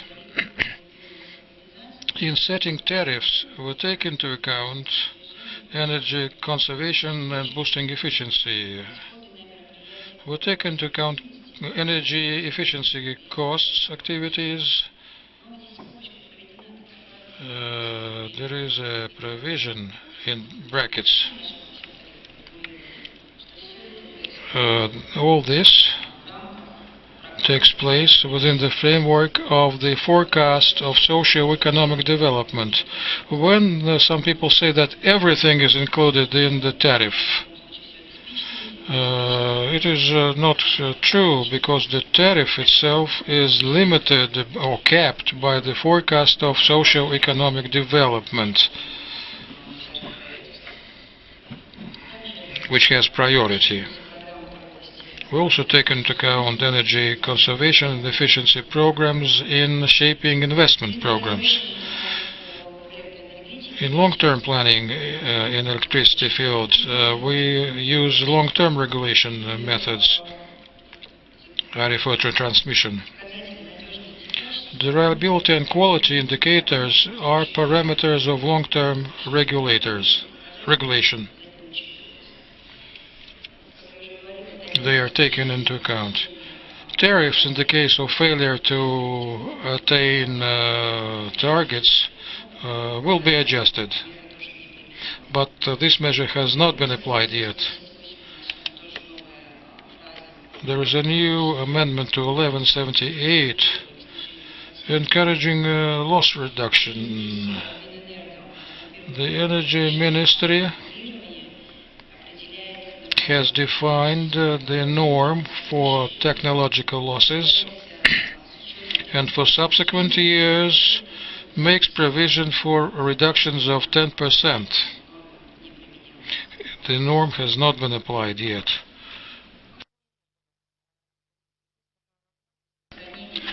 There is a possibility for the regulating organization to retain economies stemming from the reduction of resources used for periods of up to 5 years following the period in which economies were made.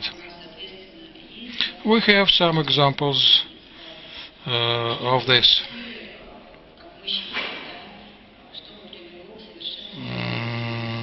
Well, we seek improvements in legislation, namely,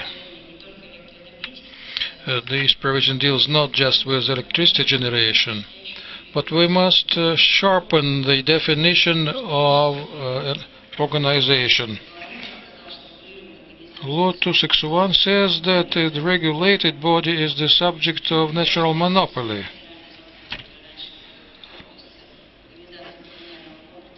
The Law 261 contained a list of organizations in the communal services field, but the law is no longer operative. So these bodies are are out of sight for us.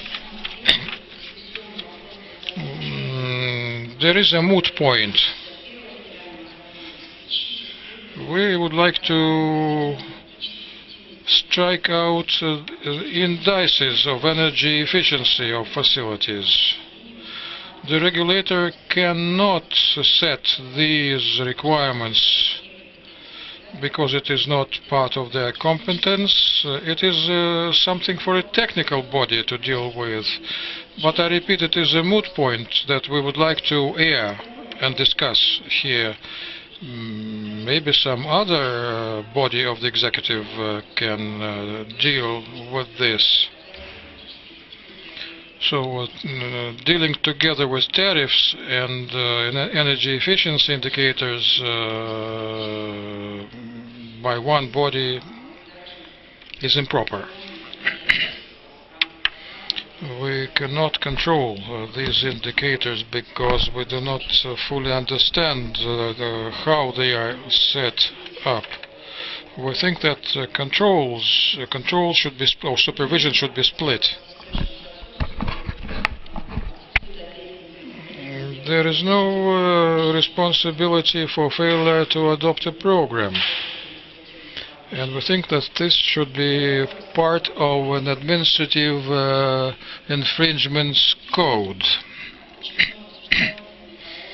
There was a good deal of discussion on the date for the submission of a program, February. It is an odd date. It does not coincide with the 31st of March. The date of submission of bookkeeping reports, or with the tariffs deadline. So companies we would like to shift this date to the 1st of April.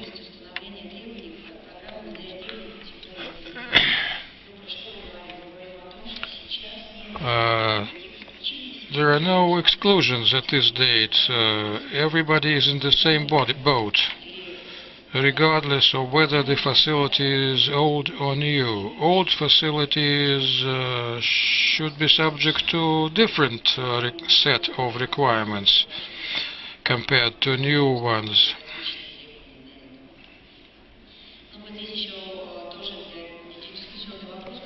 Another moot point.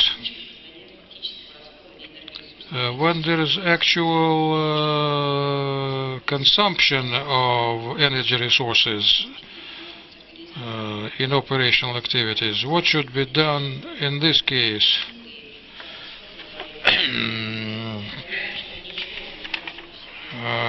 When we have an operator just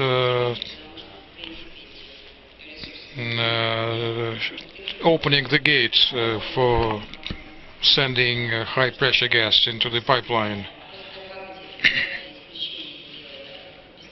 How do we describe these exclusions?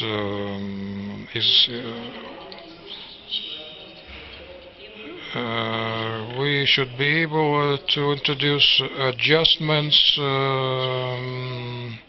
not on an annual basis, but at shorter periods of time.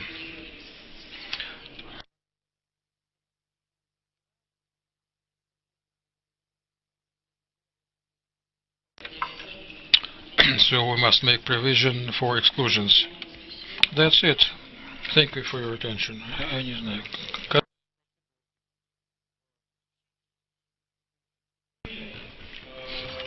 Thank you for an interesting presentation. We have two questions. One is Law 261 allows government authorities, local authorities, to establish norms of consumption, social norms of consumption, for which a special tariff is set lower than average tariff, and it is compensated by setting higher tariffs if you can spend in excess of this social tariff? Is there a possibility for regions? Is this working, this norm, this provision? It's one of the incentives to save energy, at least for individuals, for the people. It's not necessarily about natural monopolies. It's rather about the population as such, with regard to everyday consumption. We have a provision in 31, in Law 41, that the tariffs can take into account social norms of consumption. It's not in all the regions, but most of the regions have this social tariffs in case you do not exceed this social rate or level of consumption. And this is an incentive, encouraging individuals to consume less, and that's about electricity and only for households. Why is it not universal? There is a provision in Law 35 saying that the social consumption norm shall be established as part of the government decision. And there is no government decision, which is the draft of which is to be developed by the Ministry of Economics. And regions don't dare to set the social norm of consumption in the absence of the federal government decision. And quite often the issues arise from the fact that we have legislation, but there are no bylaws or government decrees, which complicates execution, implementation. Another question concerning tariffs for households and individuals. We all know that they tried to contain the growth of tariffs first half of last year. Isn't this incentivizing what we're talking here? I'm not talking about full liberalization, but such harsh and strict measures to contain tariffs, to keep the tariffs at the same level, whereas energy prices are going up. How do you assess this? Maybe tariffs for individuals, for households should be more liberalized, using, of course, the social norms and other tools. It's a non-legal question, but still thank you for asking it. Leading legal experts here are not only thinking on and about jurisprudence, but also economics and economy. Yeah, we try to contain tariffs, girls. And the last question. Perhaps we should put this to you and to Tamara. Both. How can we use a freed capacity, freed as a result of energy saving and efficiency?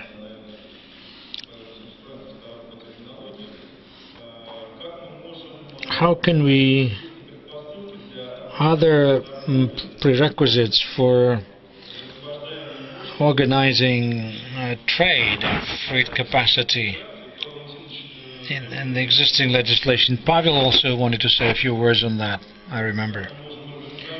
How can we organize a market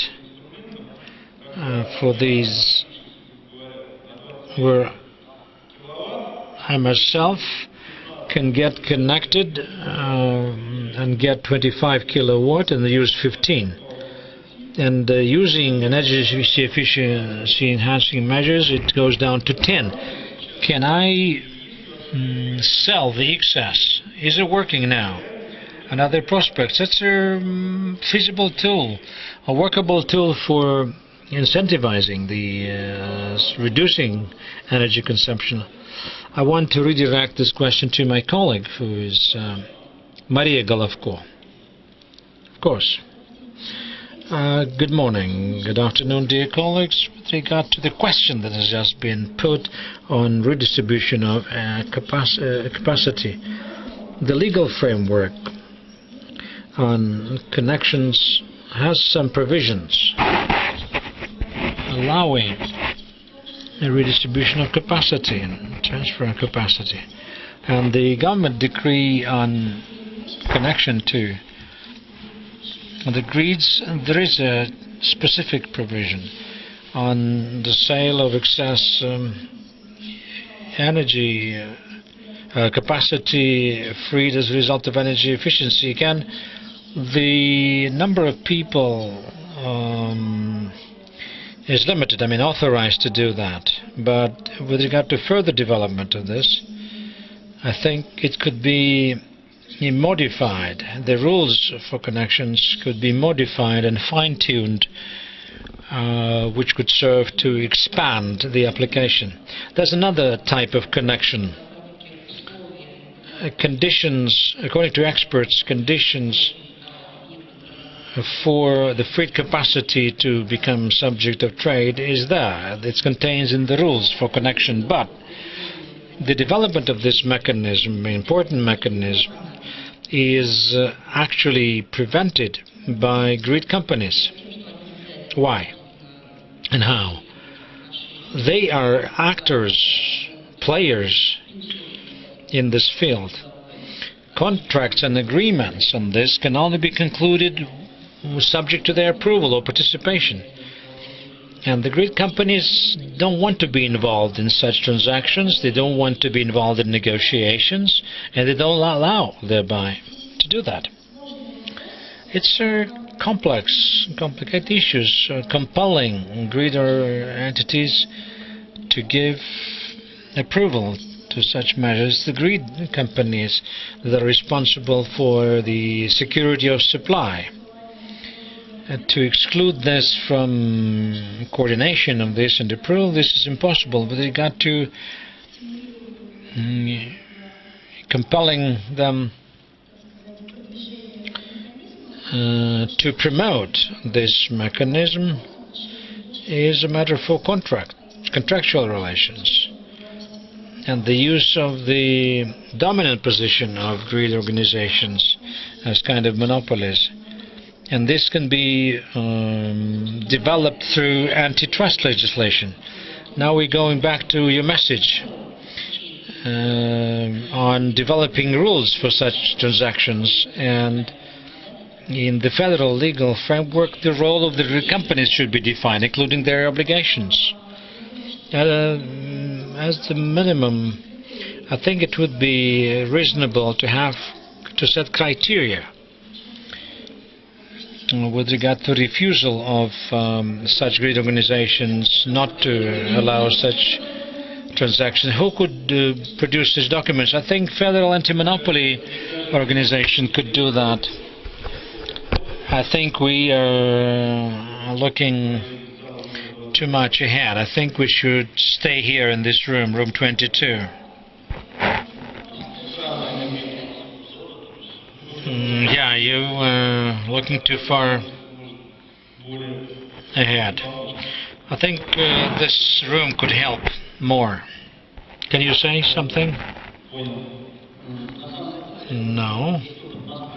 There is Moscow's experience, which developed a decision on redistribution of capacity, and the hurdle is that grid companies don't see any need to be involved in this, because this implies additional trouble, and then it narrows their market. Maybe I will support what has been proposed with regard to involving Federal Anti-Monopoly Commission. It's about competition in the market. Did you look at this from this perspective?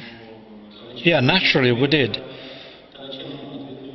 Why didn't you like the answer? I didn't like the answer because the Federal Anti-Monopoly Commission has many other matters to attend to, and the Russian Energy Agency or Ministry of Energy or Federal Tariff Service as one key departments in this area kind of specialist organizations in this area, and they're more interested in promoting this program. If we're given the power to do that, I would like to go into this. Good. So it's a matter of powers, yes? Yeah, it's about the power. We don't have the power to do that. Government bodies don't do things just because they like them. They operate within certain powers. And you raised an interesting question. On the one hand, energy efficiency and saving is a government program. It's a strategic program which should be implemented first and foremost by the government, by the state, as a major stakeholder. On the other hand, you said that measures to promote and incentivize this, at least in regard to this matter, is for the business to be involved, because they're more interested, they are stakeholders. I think it's a strange way to understand this. I said directly, which government body has powers to do that? Others can only be involved if they have specific instructions, and again as part and within the powers they have. And there's another question. To what extent the Federal Anti-Monopoly Commission, which has powers to oversee, to what extent the Federal Anti-Monopoly Commission is a relevant government organization that can implement the oversight over energy efficiency and saving?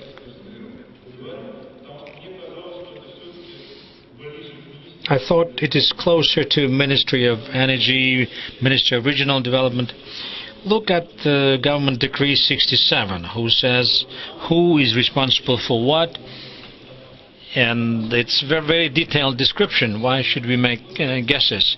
And it says what we can do, what they can do, and in this case it's about competition. The nice thing about the Federal Anti-Monopoly Service is that despite it's a Federal Anti-Monopoly Service and its major focus is oversight. According to the administrative reform, the Federal Anti-Monopoly Service is reporting directly to the government, to the federal government. And so it's the service which does oversight, has the power to regulate. Such services report directly to the government. Nevertheless, the Anti-Monopoly Service is autonomous.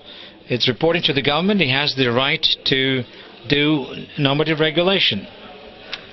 The area for regulation is measures to promote competition. If it's a matter of expanding competition, it's for a Federal Anti-Monopoly Service. It's about technological development. Then it's more about Ministry of Energy. If it's about government regulation of tariffs, then it's the Federal Tariff Service. Your question is more about competition. Therefore, the turf is the Federal Anti-Monopoly Service.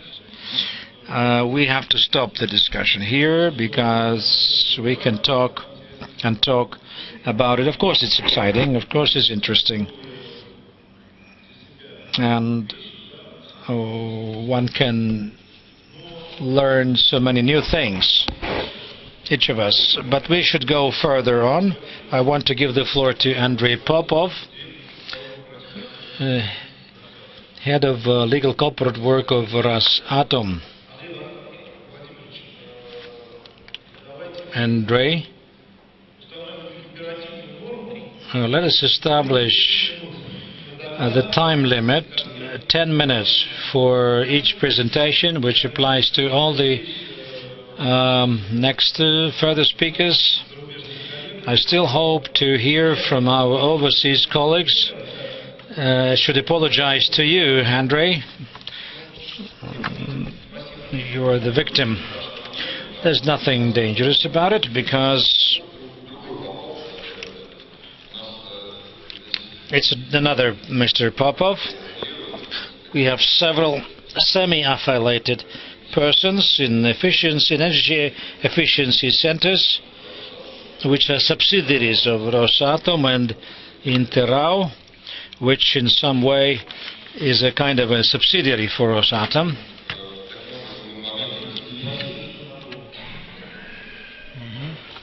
Thanks for reminding us. There are three parts in my presentation. I deal with the practical experience of Rosatom in energy efficiency over the past 2 years. We've seen this slide already. It deals with the legislative base. Here I planned to draw the borderline between energy efficiency, the effective use of resources, and energy efficiency as the economies of energy. It has already been dealt with. This slide provides an answer to your question. Why do organizations, business, commercial organizations need to deal with reducing consumption and boosting efficiency? There are 4 targets or aims in our program. Micro objectives and macro objectives, namely environmental protection,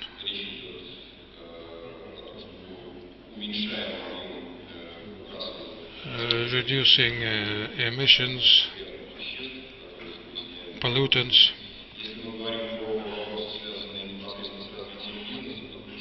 among business issues, the key one is reducing cost of production.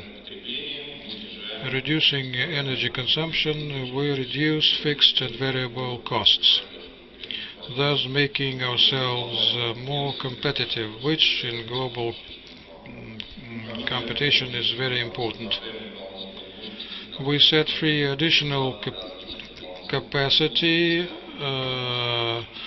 which makes it possible to start up new companies without installing new capacity.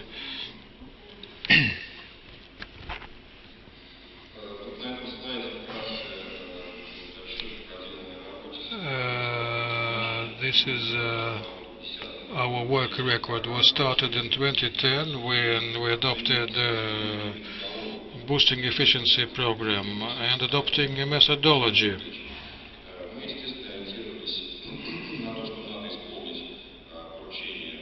We, of course, needed to comply with the new law. Secondly, we were being utilitarian. We wanted to boost the efficiency of our subsidiaries. Well, we adopted the rule that all the energy resources that we control, namely 4 of them, energy, heat, water and sewage, we reduced them to tariffs of 2009 and compared the obtained effects without indexing the tariff. We consciously agreed to deteriorate our economic reports, which could have been much more attractive if we factored in adjusted tariffs.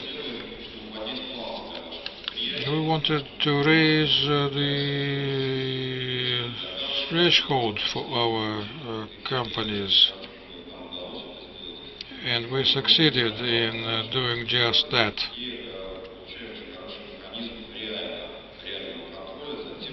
We have a very good genuine control mechanism. The second criterion is comparable conditions. We deal with extraction, processing, decommissioning, and it is very difficult to come up with a single parameter, single condition of measuring energy efficiency.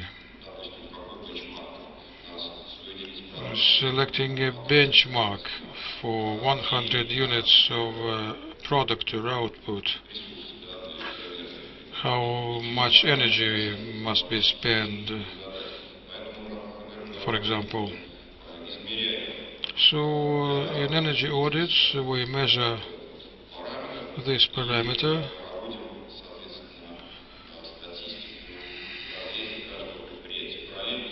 and obtain statistics for each individual company, or rather each individual process. Then we arrive at benchmarks. All this is very finely tuned. Even having global benchmarks or climatic conditions, we have atom fleets operating nuclear-powered icebreakers.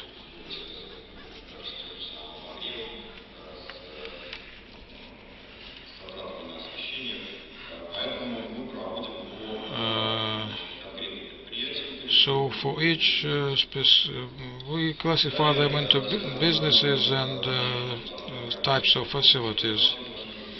Then we started installing commercial meters that produced 5% reduction in energy consumption. In 2011, together with Intrao, we created a system of energy audits which gave a very good account of itself. I'll deal with energy audits later. So we created a system which produces a very good result, leading to programs which lead to good economic effects or effect. So there is good synergy between Intrao and Rosatom, which is a good example of implementing such complex projects as energy efficiency. Most people believe that it all boils down to changing bulbs. We have a program for 2012 through 2016 in energy efficiency. First energy audits. We conducted 60 such audits. Work is progressing at a good pace.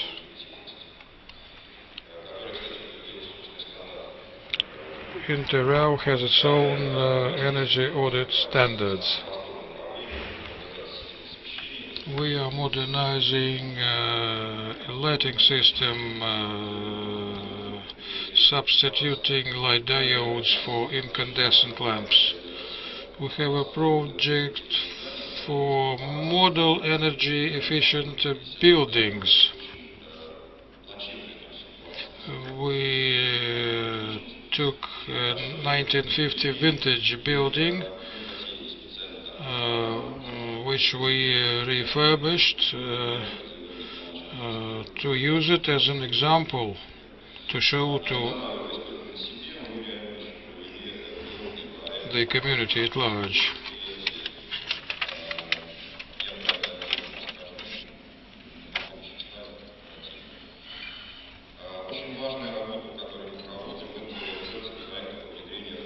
Then introduction of automated control systems of energy efficiency.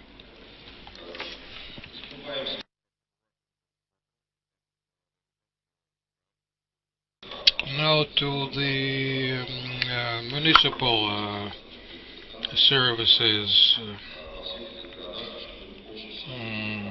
There are very serious problems with heat, electricity, old boiler rooms. Something needs to be done. The authorities know that this is so, and we're slowly approaching the issue of modernizing the boiler rooms. We obtain consumption reductions, follow reductions in revenue of the municipal authorities, which makes the whole exercise senseless. So we need a joint program with municipal authorities on energy conservation. Research and development is another priority in metering devices and alternative energy sources, solar, wind, and so on. We have big problems here too, namely green guarantees on green tariffs. Of course, the old governor can introduce such a tariff which will be overturned by the next governor. The only solution is federal guarantees.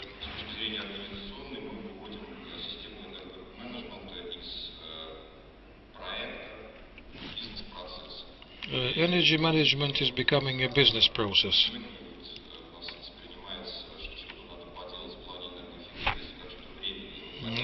Some people see energy efficiency programs as something temporary, like combating corruption. We think that it should become a process rather than a project. A full-time process at that.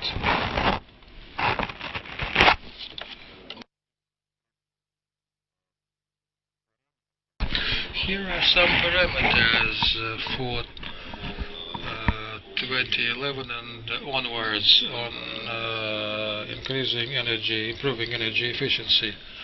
Shown in green, 4.5 billion has been saved in 2011.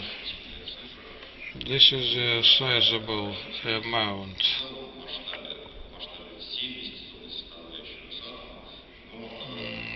Not in Rosatom terms.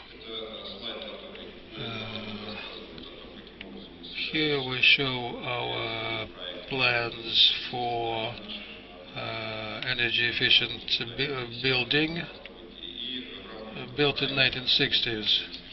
We completely changed the lighting, changing to diodes, installing new control boxes, special window frames have been installed, reducing consumption in summer when air conditioning is on, and standby power supply. This is our pilot program.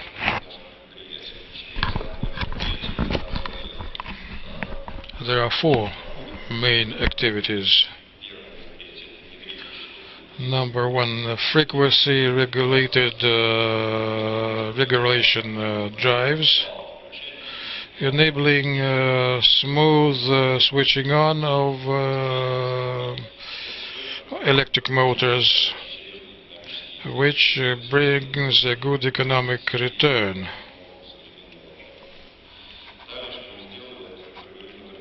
Then we modernized the ventilation systems using automatic control systems.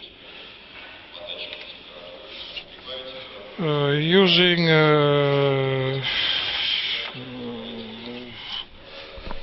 sensors sited in strategic locations. A decentralized system of supplying compressed air. Replacing one big compressor for 10 shops, we installed 10 smaller ones.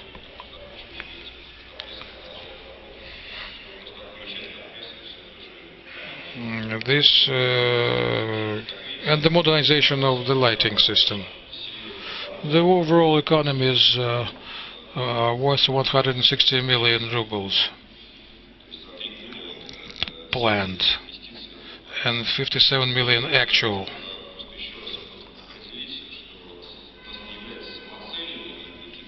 Energy efficiency is not a name in itself.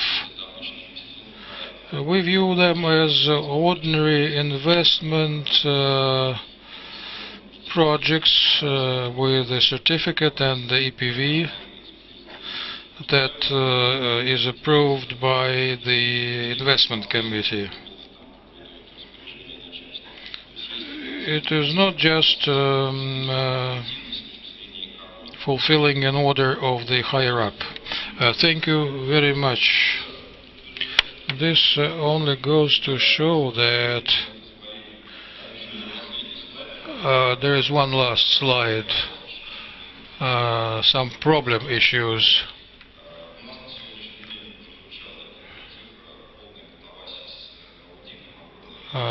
There is confusion about energy audit. There are too many SROs and energy audit companies. The upshot is that certificates, passports are being sold around the corner. This does not add to efficiency. So we need standards for such audits. This is something up to the federal authorities to do, the Ministry of Energy probably. Then determining energy efficiency classes for industrial equipment. There are some laws on domestic appliances, but not for industrial ones. This needs our attention. And synchronizing energy efficiency activities by consumers and producers. I said that you modernize boiler room equipment, and this leads to lower revenues by heat producers. And finally, an energy service contract, ESCO. We must add some additional touches to this tool. Energy service organizations and banks do not know how to hedge their risks, because ESCO cannot be responsible for failure to non-performance of a contract. So we need guarantees from the customer too. It's an outstanding issue, and I think it's subject to civil law regulation. Can I add something? Can I ask a question on ES contract? There's a contract and there's a volume of work to be done by ESCO, and then they refuse to do part of what is in the contract. What else can be done besides civil law or regulation? Well, the customer says they changed their mind and they decided not to pay.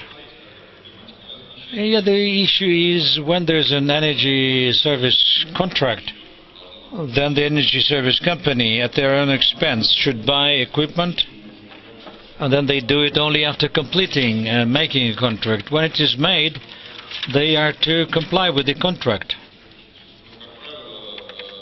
As a rule,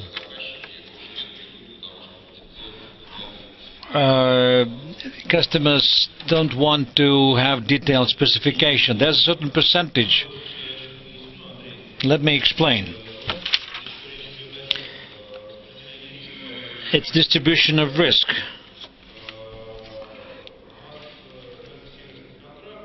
There's an energy service contract. The law 261. No, the contract form was not introduced by that law. It was only mentioned there. Among lawyers, there is an opinion that it's a service contract. We have not discussed it, but of course we want to and wanted to. on qualifying this contract type, the possibility to refuse to provide services with compensation. There's no special, with the special legal regulation of energy service contracts. One comment. If one can imagine this energy service contract as a general contract with installments, so to say, stage-by-stage implementation and execution, there's no additional regulation. Why should demonize this? So we don't need special regulation for such contracts. What we need to do, we have a clear understanding of the format and how we should professionally deal with this. I remember seeing your presentation. It had this redistribution. I think we should thank our colleagues. I have to leave, yes, we have to leave.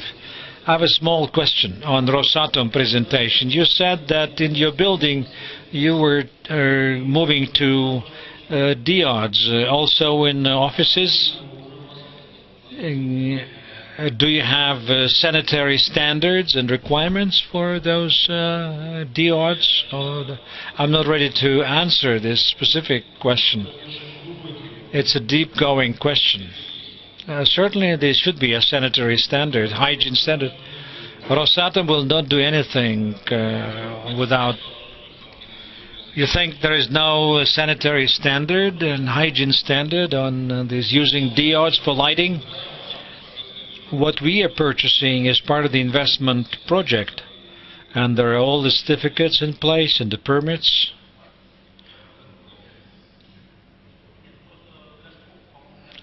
Microphones, mics. Microphones. Yeah, for schools, I remember looking it up recently. There's no hygiene standards for schools, so computers are not equipment for those purposes. Monitors are, displays are qualified as equipment, and they're subject to requirements on energy efficiency. But the computers themselves, notebooks are not that kind of... You correct me if I'm wrong. What I suggest we give the floor now to Tamara Meribishvili, who is Deputy Director General of Energy Efficiency Center for Commerce, and Sergei Sitnikov, who is an advisor with Baker and McKenzie, and they will tell us hopefully on government incentives, what is lacking in the legal framework. But before that, I want to thank Pavel Svisunov and Anton for sharing and giving their time. I was kind of upset at the very beginning because of the size of this room and the number of people here, so I did not thank the previous speakers. I should have. Thank you. Thank you for the high quality of the discussion. Yeah, I will try to be brief,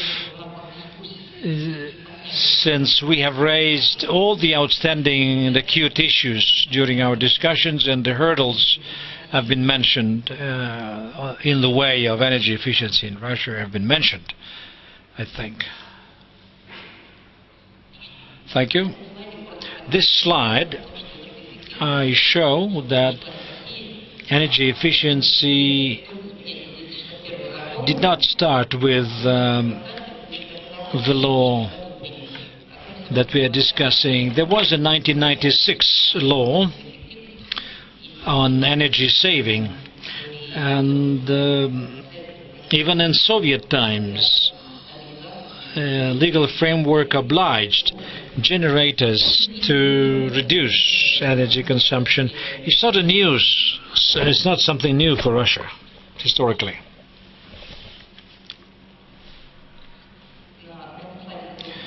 This slide shows what happened.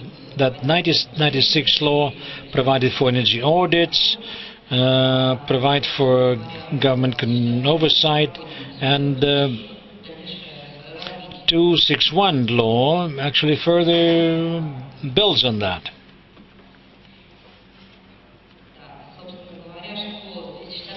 Law 261 enhanced the status of the energy passport, made the requirements for it stricter, introduced self-regulation for auditors, introduced specific requirements for facilities, buildings, expanded the number of agents, and introduced the energy service contract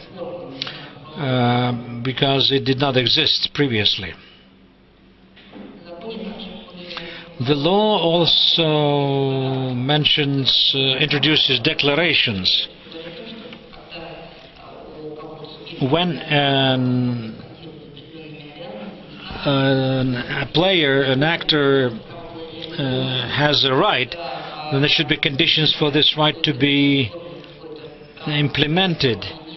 But when this a right emerges, but there are no obligations relevant or corresponding obligations, it's a declaration. So one can declare something but not create conditions for implementing it. So the law contains this reference to energy declarations that were further to be developed in bylaws and supporting legislation, but the law does not go into the details of government incentives concerning it. The conclusion is, which was formulated by the previous speakers, is that the law has many blanket norms and provisions which imply a further set of bylaws, regional legislation, which would enable this legislation. And all these normative acts, there's a delay in adopting them. One example is that such declaration as government support as benefits and tax deductions did not work for 2 years because the list of facilities was only adopted on the 16th of April of this year.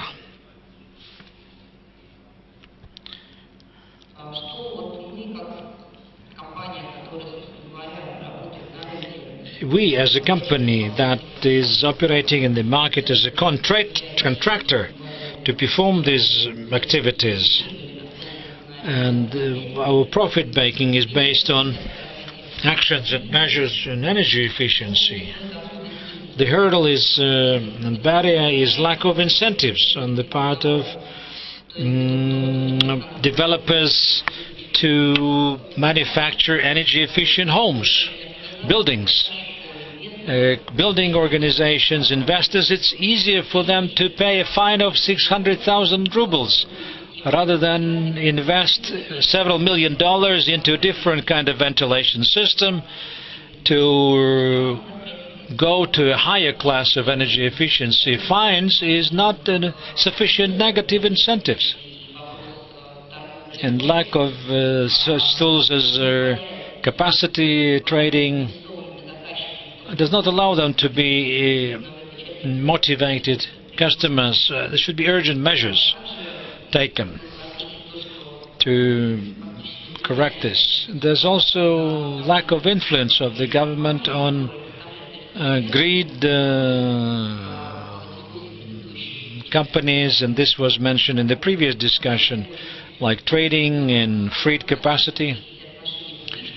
It's not clear whether it's public law or civil law regulated. Can we limit competition, put constraints on private companies which are not budget financed? Can we impose these contracts on them, moving them into public law space? One should be very careful on movement. I think what could if they were in place, many users would be incentivized, despite the provisions in 2061 law and specific deadlines for meters to be put in place, and it has long expired. So it leaves much to be desired in terms of having metering devices in place. Customers are not interested in having them in place, and the lack of understanding of what we are using, consuming, how much, and how various measures affect these performance indicators, it's a cornerstone for introducing measures and developing this activity. Something should be done about it. Maybe harsher, stricter requirements to be set, more incentives. It's impossible to go into energy efficiency without understanding how much you consume. Also, we should define and identify for making energy service contracts, it is necessary to have a legal framework in place, clarifications, instructions, standard forms and formats. And this slide shows the multitude of relations. Energy service contract cannot be bilateral. This relation should include banking entities as well, the investors that provide the funds, money, to implement measures. But we see that actually even more players and parties are involved in this. As of today, those energy service contracts that are made are very limited and far from being perfect. They don't contain those subtleties and aspects relating to risk management, and that's a hurdle which is in the way of development of the mechanism promoting energy efficiency.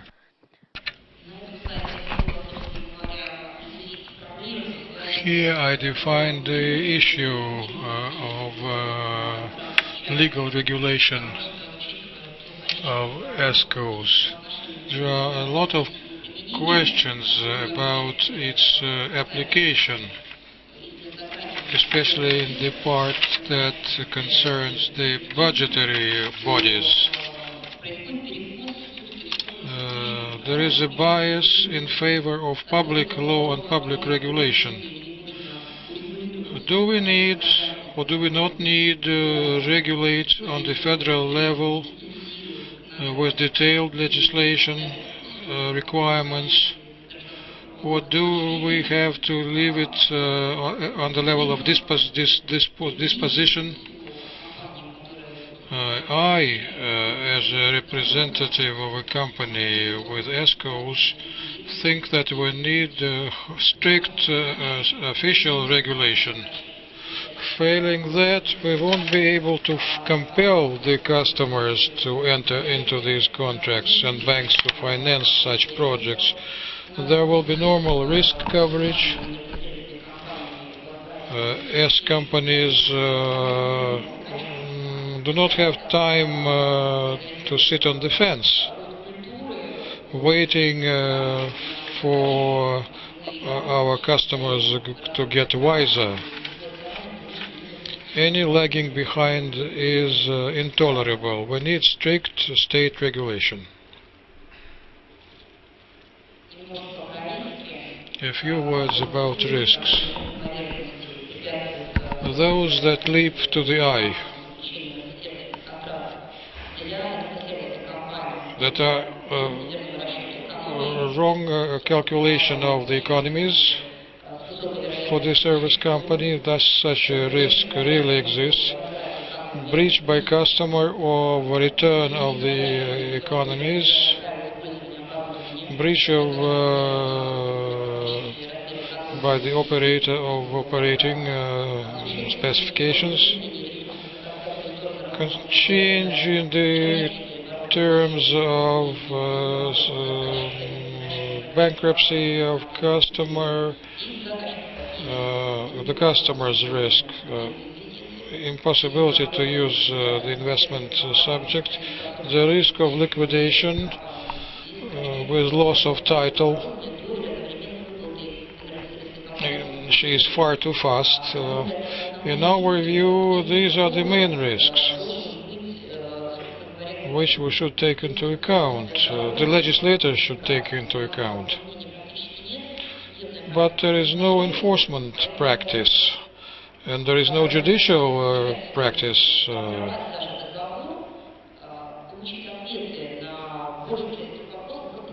So at this stage it is impossible to get answers to most of these questions. Here how we can control these risks. Bank guarantees, insurance, and so on are possibilities, but these mechanisms do not work in practice for a number of reasons.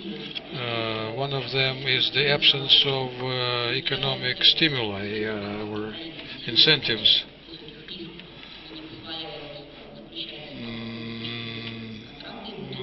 In some cases, bank interest rates are too high because there is no insurance situation is awful. The Civil Code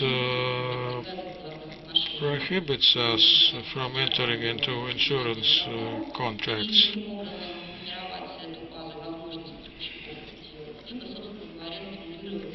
So one way out is to stimulate financial risks, but insurance is a profanation at this stage.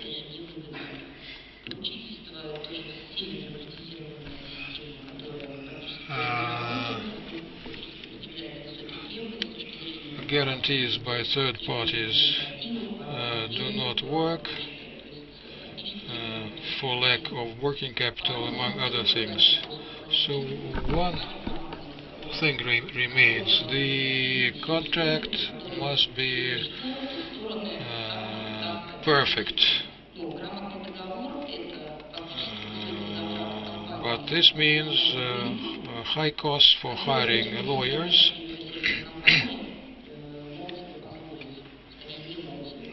Yes, companies cannot afford their services. The only specialists in this area are the two of us sitting here and foreign companies, and their services are very expensive. So not all big customers can afford their services.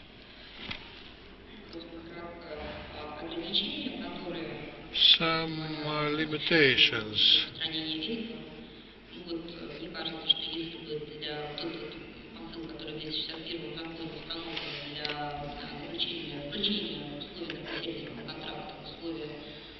There is a provision in Law 261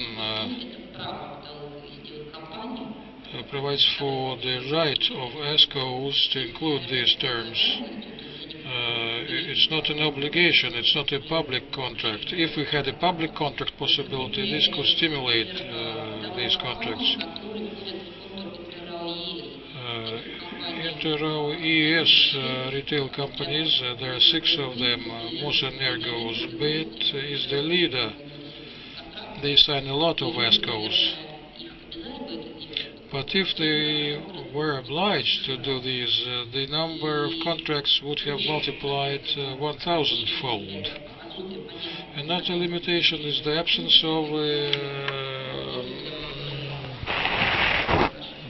rational mechanism. There are no rules of the game which would simplify the process. Parties would know the structure of the contract, So energy audit companies come up with a sheet of paper which they call an energy passport. What they must do is something more akin to a feasibility study that would enable the banks to use it for lending.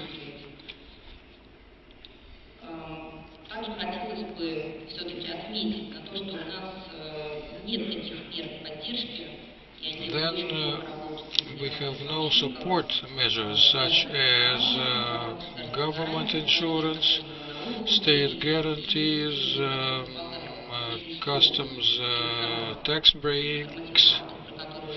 We are looking forward to some laws mentioned by our esteemed officials present here.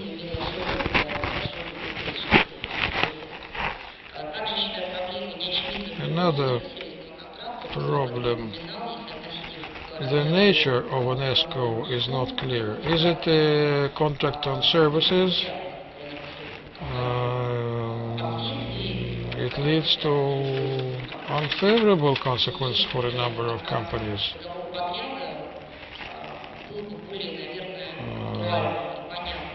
If we added an agreement about subcontract, that could improve things.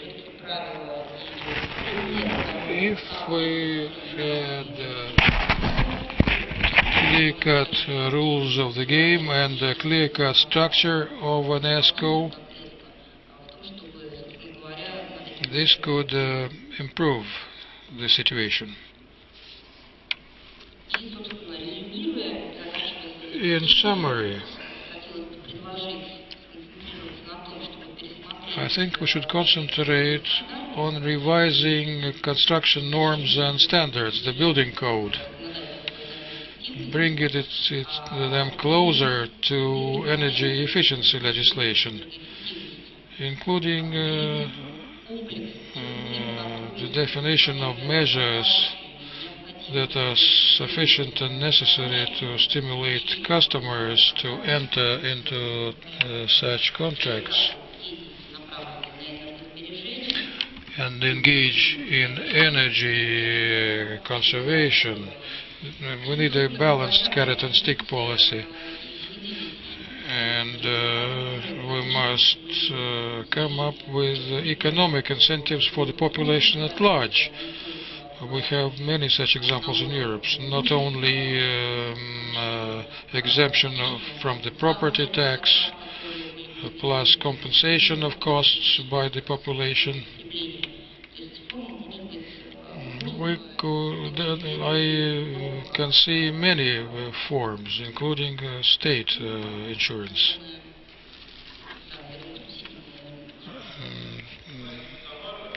Thank you, Tamar. You are not satisfied with the operative Russian legislation.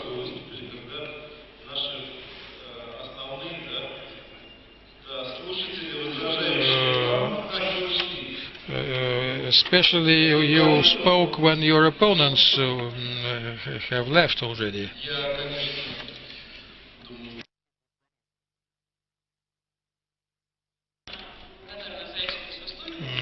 Thank you for your historical excursion, but I beg to disagree with most of your propositions, Tamara. Number one, official bodies in Russia, I'm the only representative left here, stress the absolute need for dispositive regulation of only civil law relationships. All your comments on energy efficiency boil down to the fact that your business is not going strong.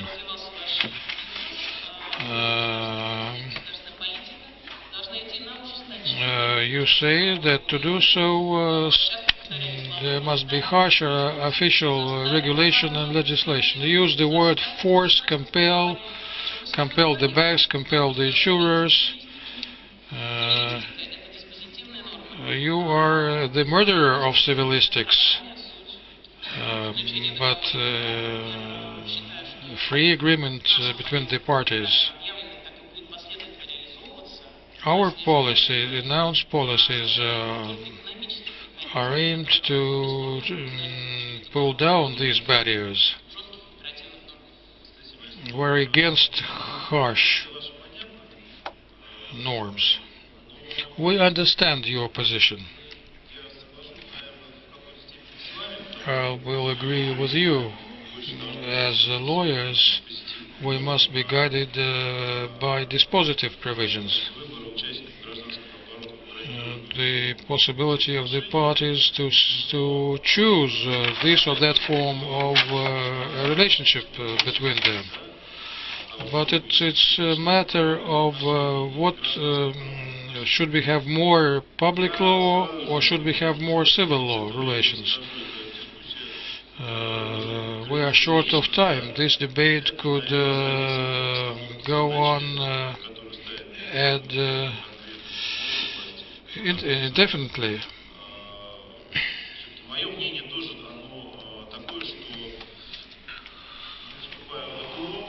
We are on the eve of acceding to the WTO. Sooner or later, we do not know about the fate of our tariffs, but we must continue our search for alternative energy sources. It's not a legal matter.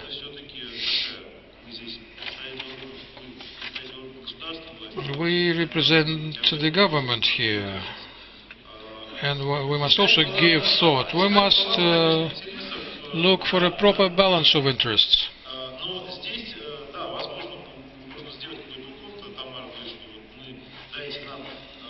We may be biased.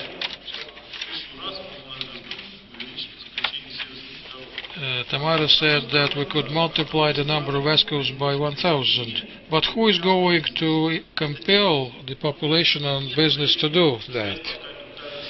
We have no time to wait for a change in their mentalities.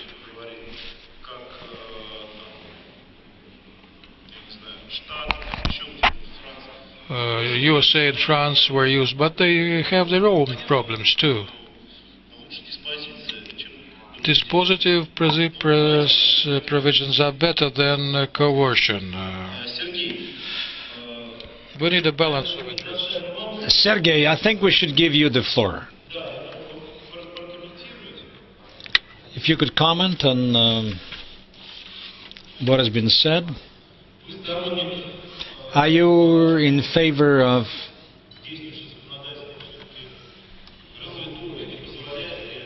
the opinion that our existing legal framework is quite developed? Let me contribute to this discussion on discretionary approach. I will not argue against this principle. I'm in support. The only thing is that this discretionary approach in a clear legal framework is better than not discretionary approach in an opaque legal framework. With regard to ES contracts, there are ways to make this contract look like a conventional standard contract, but in our existing situation we can easily find ourselves in a situation where in court that will examine a legal action, prevailing opinion will be based on different prerequisites. For instance, additional interest, engagement, or insufficient legal qualification of this judicial body. There's one other thing I want to agree with. Things and matters are not as sad as Tamara might be implying, in my personal view, of course, in terms of regulation. Everybody has convictions, opinions.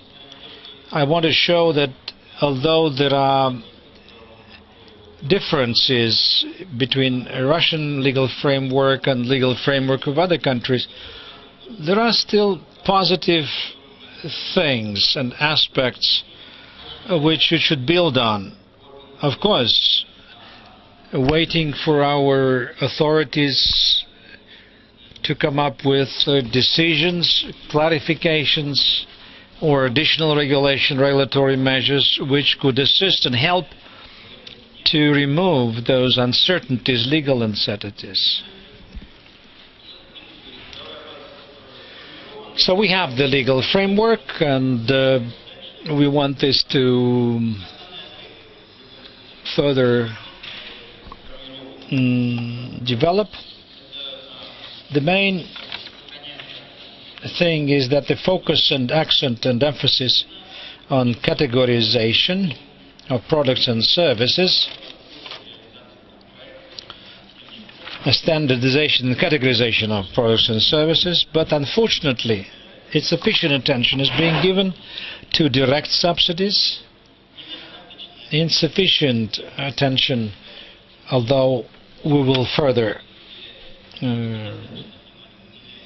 provide some detail on that. Insufficient attention is given to direct taxation privileges, to incentivizing energy-saving technologies through tariff regulation. Tariff regulation is not flexible enough in terms of reflecting the interests of owners of projects.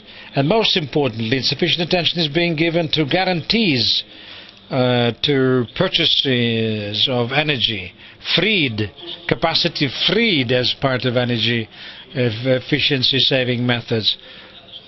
What is pretty clearly regulated in Western countries is not actually being given attention in Russia.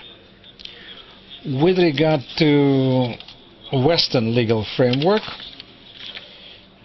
quite often funding is based on the government spending guarantees for purchasing capacity, and as a result the parties have more freedom in decision making. A lack of tariff regulation in the Russian sense in the West. Also in the West we see some experience that allows non-discriminatory access to power grids, and very interestingly quite a lot of attention is being given to renewables. What is 4% that we set as a target that we need to achieve? It's nothing. It's kind of ridiculous. 4% for Russia. The share for renewables that we set as a target. It's a shame on us. So far, Russian law enforcement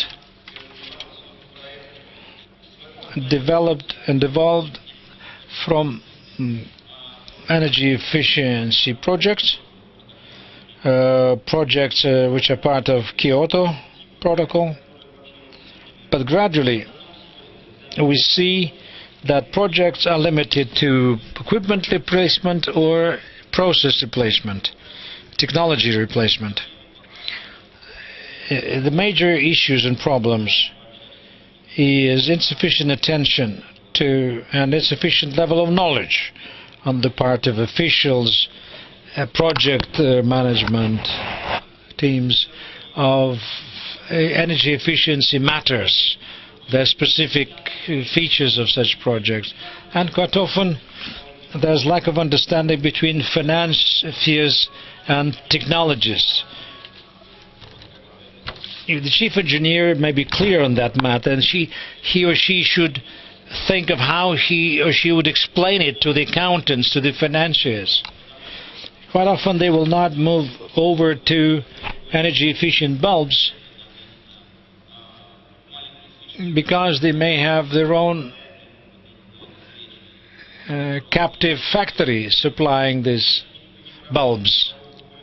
It's not a matter for discussion of legal framework, but These are the specific details that allow us to understand why there's so much delay in implementing these things.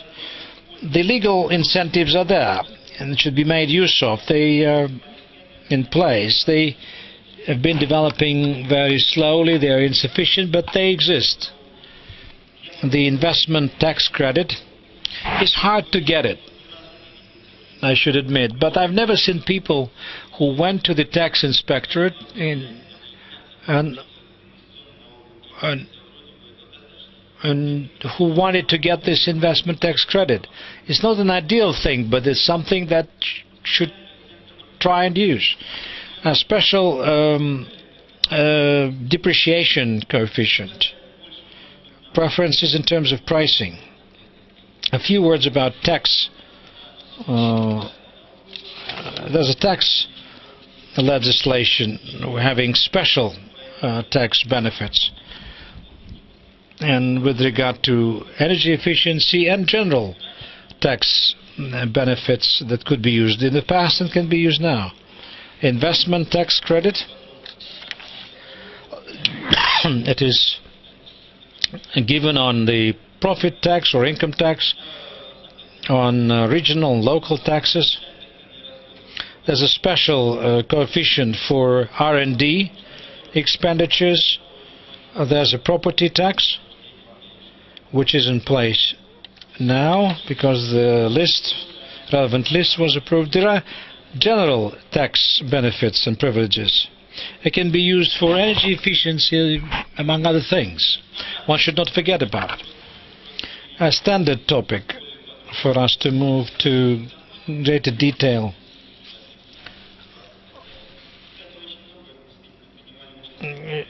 Yeah, we were involved in this discussion between banks and energy service companies. The major problems in banking entities, what is the guarantee for repayment? A small company, we don't need your equipment. We don't want, take it, accept it as security. What do we do with it? If you can resell it, is one thing, but if the equipment becomes an inseparable part of a more complex setup, from this point of view, this market for guarantees and other instruments that could help is in the making. It doesn't mean that it's an intractable issue that makes impossible project execution. Some practical aspects. Energy service contracts become an important tool. The only thing is that those few provisions in 261 concerning ESCOs, perhaps we shouldn't have mentioned this in the law. People were kind of freer in determining the conditions, formulating conditions in these contracts. The fact that we have it mentioned in that law, it put additional constraints and limits, and understanding the legal nature of this.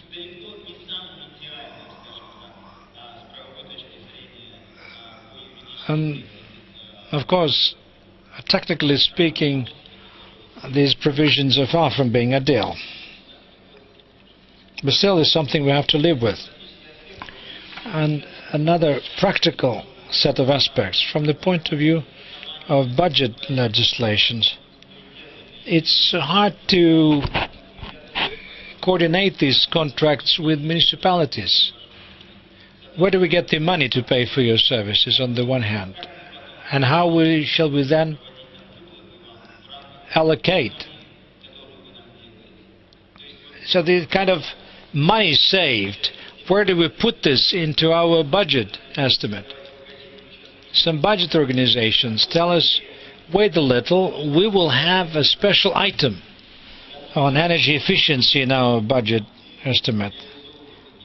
They're afraid of execution of such contracts because they have this item, miscellaneous expenses, and they don't know if they can apply this item for energy money saved as part of energy saving effort. With regard to risks, one can, of course, include these risks, all the risks in the ES contract to avoid additional issues and discussions. I want to go into some further detail. Unless you formulate the risk in the contract, the question is who bears those risks with regard to your general perspective. Sergei? This is very interesting, which is on this reply. If you can dwell on this and then come to a close. It's my last slide, in fact. And let me articulate this. The risks, let me divide the risks into three groups. External events of general nature, aspects specific to owners or the type of project, and project-specific risk. The first group is theft of capacity energy or external reasons like lightning. Who bears the risk? The owner, because the owner also would bear those risks before as well. Price regulation. Again, this risk should be borne by the owner because it was also applicable to the owner in the absence of the AC contract. Owner-specific aspects or project-specific aspects, non-payment or failure to pay on the part of the owner. The risk is to be borne by the bank because the bank has tools to assess the non-payment risk. One can do by limiting the rate of this bank loan for this ES contract. Another kind of risk is changes in technical rules, and it is energy service company that should be borne this risk because it's this company that has the know-how and skills to assess the project.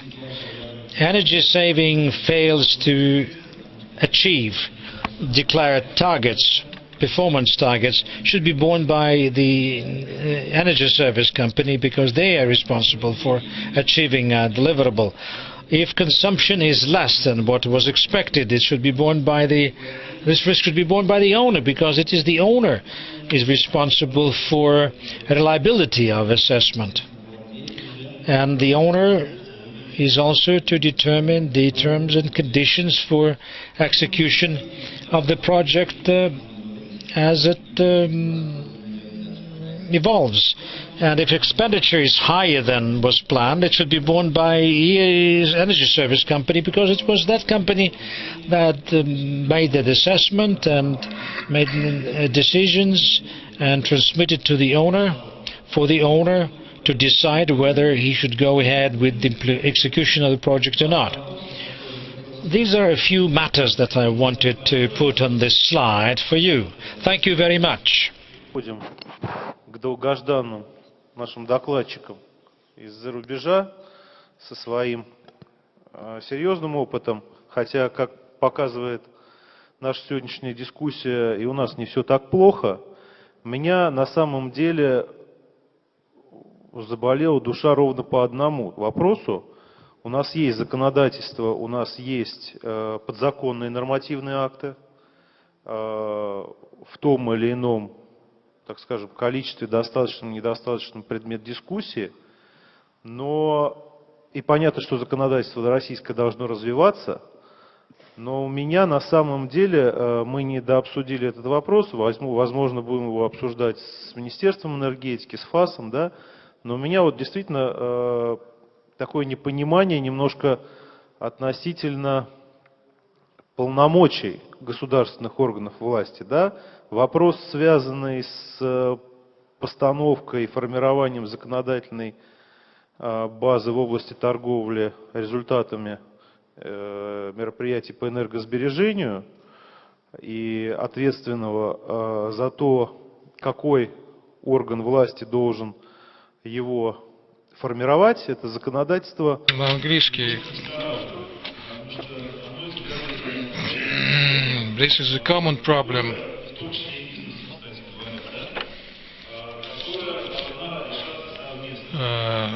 That we must tackle together. And I would like to sound a warning from passing the buck.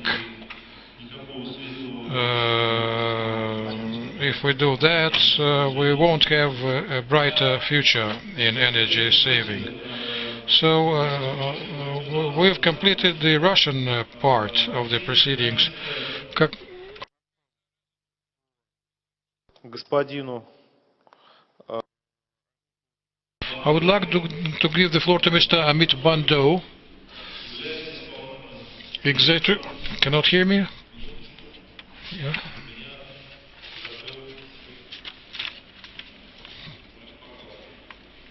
Who is Executive Director,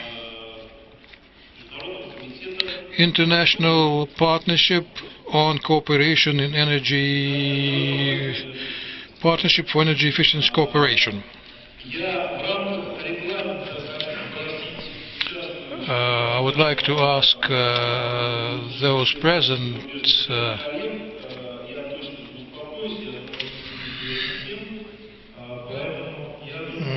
to continue to remain alert.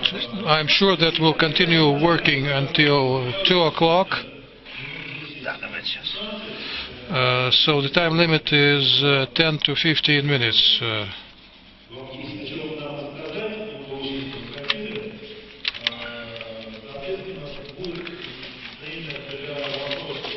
There will be time left for questions and answers, approximately 10 minutes more.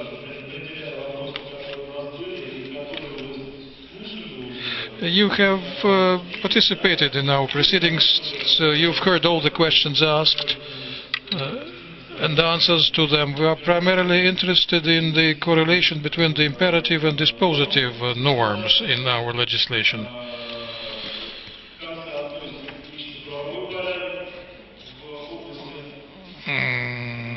The public law in energy conservation and efficiency and the private law view of the same. We would appreciate if you could deal with this point. You have the floor, Mr. Bando. Thank you. And again, at the end of a rather interesting discussion, it's always difficult to add more, and I also realize I'm standing between all of us and lunch, so I'll try to be short. But as I heard what was being said, I think the key issue is that what you're facing here is something that amongst IPEC members, and just to give you a sample, we're 15 member countries, all G20 countries. So we have a mix of countries that are the so-called G8 developed countries, OECD countries, as well as emerging countries such as Brazil, Russia, India, China. And whereas it's clear that different countries, different regions within countries have specific needs and specific issues that need to be addressed. So there's no cookie-cutter approach. However, there are some very common themes which resonated with me. So going from there, I think the key that was mentioned, that yes, there are laws. Yes, we have to look at energy efficiency not as a standalone issue, but as an issue that is part of the larger sort of landscape, if you may. And then particularly also, as was mentioned, that it needs to be tied in not just to social and economic norms, the need for energy security, job creation, but also if you were to look at trade issues and tying it to market opportunities. So I think that's an important aspect that often gets missed in the overall law as it stands. And particularly in the case of energy efficiency, I think often what happens is technology moves forward at such a rapid pace that existing laws often are unable to address the issues that crop up. For example, I'll give you an example in the case of energy efficiency. Often, new technology seems to want us to move towards localized generation, off-grid operations, which are often more efficient. And yet, the existing laws often don't address that. So the need to anticipate is very important. And I think in that context, the fact that you were discussing, and there was a rich discussion on the need for bylaws, is, I think, a way to go. And the experience of the other countries, I'm not an expert and not going to suggest anything about Russia, but the experience of countries throughout our membership within IPEAC seems to suggest that that's an entry point. That's where you start prioritizing what the needs should be. And in this context, I think the key need is, if we want to recognize that the government itself is not going to do everything on its own, we need to involve, in most cases, the market. And which means that we don't have a market itself. It's a challenge to create a new market in most situations. And this is true of Western countries. This is true of emerging countries, countries that have different political structures. So the fact is, energy efficiency at one level exists everywhere. Opportunities exist in every sector, every region, every procedure, both on the supply and demand side of the equation. At the same time, because it is so diverse, there is no one area that you can point to and say that this is where we should go. For example, you can do that with renewables. You can do that with nuclear. You can say we want to move away from fossil fuels. Let's go to these other options. You cannot really do that with energy efficiency. In most economies, the energy efficiency mandate lies with several ministries. Not just the energy ministry. It's the building and it's the transportation, it's industry, it's rural and urban development. So you need that coordination that needs to happen, and often that's where the struggle begins. So I think the fact that you have laws is a good starting point, but it really is the devil's in the details. And so the bylaws is a good way to go, I think, based on what we have learned from our members. And again, before really getting into the presentation, and I may not even want to because I thought there was so much discussion that I wanted to comment on. And the fact is, once we look at bylaws, what are some of the key areas on which countries have focused on? The assumption, and this has been somewhat universal, is that we need a market. And to create the market, it's not just enough to say, let's go with existing markets, because existing markets are not able to address the issue. So we need almost a new market creation. And probably the first and foremost thing there, and this was touched upon by Sergey also, is doing things in a way that incentivizes new players and assures new and existing players that their risks and the kind of pioneering effort that they're going to make is going to be rewarded. At least they won't be penalized if they're the first movers and they make a mistake. So, and this is true both for local municipalities, regional municipalities, government at the federal level, and also for the private sector. So I'm not talking about just players on one side of the market. So having said that, what most countries found was that the biggest challenge was to get information correct. First and foremost, indicators. Often there is a huge confusion between energy efficiency indicators and energy intensity indicators. Just as a starter. Most targets are set. People set, all countries set great targets, but often the targets are based on indicators that are not correct. They often promote energy intensity reduction. Well, you can do that by shutting down production or shutting down energy supply. Or in the case of an economic downturn, you'll have energy savings. So yes, you achieved the target, but did you really move on the energy efficiency front? So often there is a very need for detailed discussion on use of top-down indicators, which are typically the energy savings, energy conservation indicators, and building up technology-specific indicators. And this is where, for example, you have to have an array of technologies from best to worst, and maybe have indicators that say that we will introduce 10% of the best every year and move out 5% or 10% of the worst every year, which means you have to do a sector-by-sector, technology-by-technology assessment. And this is one, for example, in Japan they have done a really good job of. They have a program called the Top Runner program, which does exactly that. Pushes in new technology, at the same time pushes out old technology. This requires a lot of analysis, a lot of credibility for the analysis. So the next thing is, who does all of this work? Often, if you do it within, say, government, there's a credibility issue because, one, the government may not have all the answers. You need to go out and establish an institutional framework, which means maybe some kind of a third-party institutional framework that allows credible and ongoing gathering of data, dissemination of data, sharing of data, along the lines I was just mentioning. So what this does is it allows an infrastructure to be built up, which means that the data needs of government, of private sector, of banks, the investing community, these are addressed.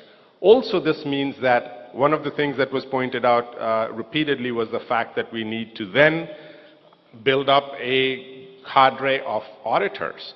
Well, that's when you start training them. Once you have the indicators, the methods, the tools. So you're not only just training people, you're also training them based on this infrastructure that is built up, which means you have to have the right methodologies, you have to have the right testing and measurement facilities, because once the auditors start getting certified, they have to start doing their job.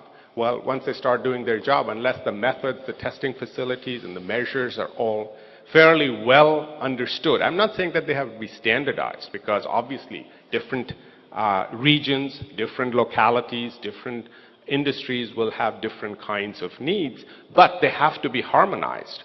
And that's an important job. So this is where the government steps in. This is where the bylaws come in. And they say, this is the framework, this is how we're going to do it, this is the time frame with which we're going to do it.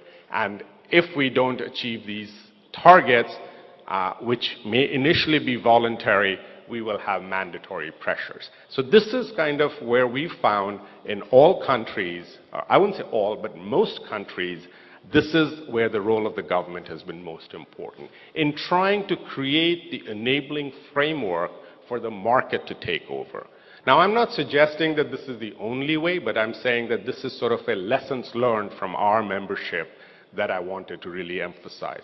And then, in a way, I thank Sergey, because you did a lot of what I was going to say, which is that this then leads to the second sort of large picture, which is often the technology is there, often the total amount of capital is there. It's how do you make that capital flow into the marketplace? And you started talking about a lot of the issues related to the fact that you have tax credits and subsidies need to be given some chance.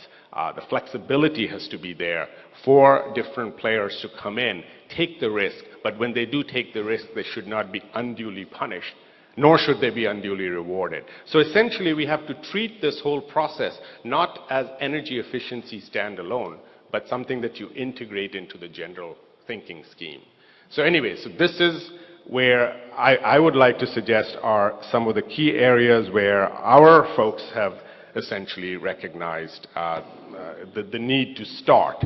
And one last comment was ESCOs. There's a lot of discussion about ESCOs.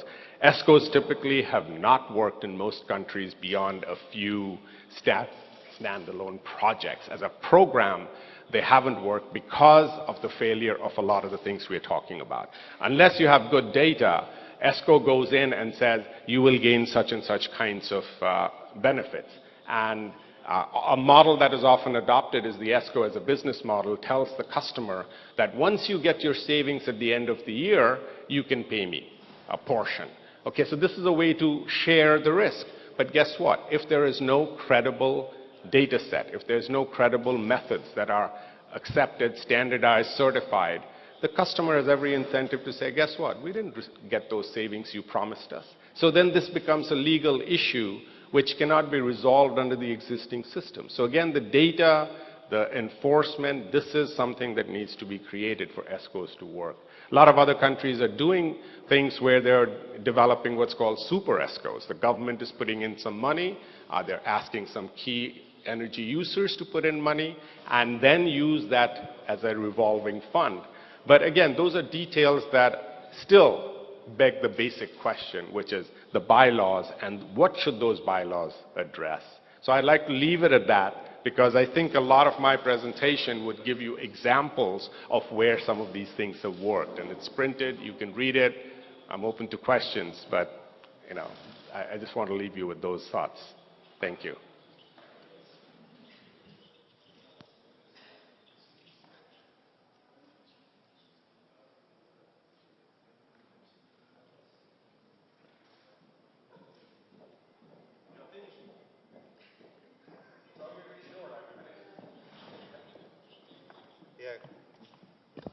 No, I purposely did not want to go through the slides because I thought that a lot of the comments that I had I was picking up from what you were saying. And if I go through this, I can do it very quickly, and you'll see exactly what I'm saying was anticipated. That the key issue is laws are good. It's the supporting regulations and bylaws, as you were discussing, and in the discussion while you were away, I was just trying to point out where some of those bylaws should be pointed at. And I think the fact that you need good data, good measurement, good verification, without that you're not going to get enforcement. This is a standard lesson learned from our various countries. And so the issue really is, once you decide that you have to create a market, the government cannot do it alone.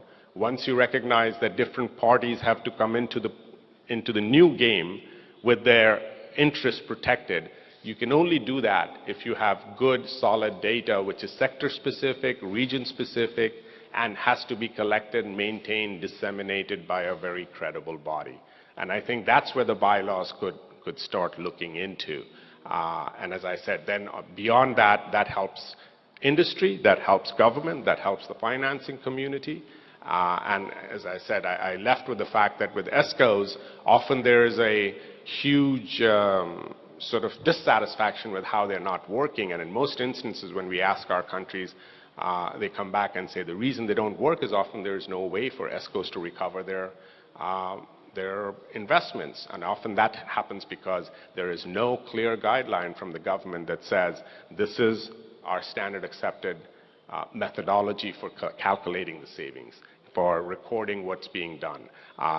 These are the testing labs and facilities which are accredited and where you can go to measure what needs to be done. So this is, I think, the role of government as we've seen in the various countries, and that's what I was mentioning.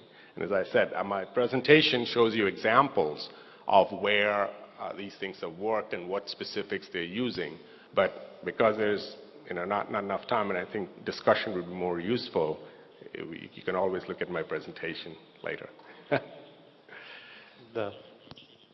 Господин Банду, спасибо. Thank you, Mr. Bando. Very interesting. I have a question that has been previously raised. I have a question on government regulation. The balance between national, supranational legislation in EU. Unfortunately, I don't know which countries are participants. My first question is, what body or what authority, if any, in countries of EU exercise oversight and implements the programs on energy efficiency? Like in Russia, is it several departments, ministries, or there is a dedicated body in government that is responsible for it? And the second question, what is the balance between national regulation and supranational regulation? Let me address those in the context of what I have, which is I purposely tried to focus on the fact that, one, you need to look at a systemic approach so that you're not just going to talk about energy efficiency laws. You need to also talk about the fact that there have to be taxes, there have to be subsidies and grants, there have to be lending programs, There have to be performance contracting, and I also put in the fact that in a lot of countries, the carbon mechanism, either CDM or others, are needed. Now, why am I focusing on that? Because I'm saying, look, you can talk about this, you can legislate, and you can say this needs to be done, but unless you have a mechanism that is a commercial mechanism, you're not going to get huge movement. Having said that, where are some of the initiatives that have gone through? And this answers your question. What you'll notice is that all of these different mechanisms are tried in different countries. For example, tax incentives, there's energy efficiency lending in Japan. Now that lending comes at the national level, okay? The reason that is possible in Japan is because in Japan there is a historic, very close relationship between industry and the national government. So it's a political convenience that is true in Japan that may not be replicated in other countries. So in this context, I would say Japan was very successful in, and I mentioned the Top Runner program, in implementing something that was done at the national level. Very, very quickly, very efficiently, it was implemented all throughout the country. So you might say, what's the lesson learned? I would say the lesson learned there is unless there is a very strong relationship, a positive relationship between the government and industry, you're not going to get this happening. The other thing that was true in Japan, which is very unlikely in other countries, I think, very quickly, it'll take a long time, is that there is a lot of public awareness. And this is something that other countries have found very difficult to encourage, because in Japan, often industry is driven by what the public wants. And in fact, there is a saying, at least in English that we use, which we say, the people will lead and the leaders will follow. So that's kind of where the public awareness was very important. So in Japan, the reason these things work is because, one, the good link between government and industry, and the huge amount of public awareness of the thing about energy efficiency and so forth. So the second thing that I wanted to point out is, if you look at these programs, you look on the right-hand side and you look at the United States, very much the opposite of Japan. There is a strong clash between national, federal government and industry often. Okay, so where does it work? It works at the state level. I think that in some ways answers your question that there is no one answer, okay? And I would say in the US case, that is probably something that works better in a federal system. This is also something that is working very well in India. And I wanted to point those out. Two very different economies in terms of economic development, in terms of their laws and regulations, their socioeconomic structure, but they're both federal systems. And at the national level, there is a lot of mistrust. But at the state level, often states are able to work very closely with their industry counterparts. And that's what you see in the US case, for example. All those right-hand things that I've noted, the programs that I've noted, are typically at the state and regional level, not so much at the federal level. Now, one thing that India was able to do, for example, they realized that the states were able to work very well with the industry, but they needed a national level technical body that would do the kinds of things I was talking about. Provide the data, make sure that you have technology-specific data that is available, work with industry to get that data and update it and keep it in such a manner that it's readily available. And so they established what's called the Bureau of Energy Efficiency, and it's very highly regarded. Why? Because it's a technical body. It's almost separated from the government.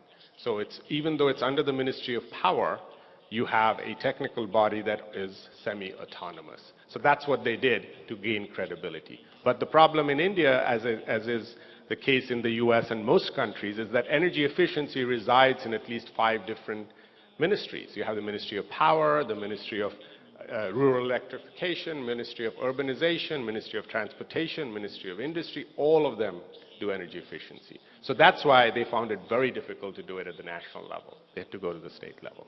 So that's sort of my way of answering the question. Спасибо, господин Бандо. Thank you, Mr. Bando. What I suggest we establish a moratorium on further questions and give the floor first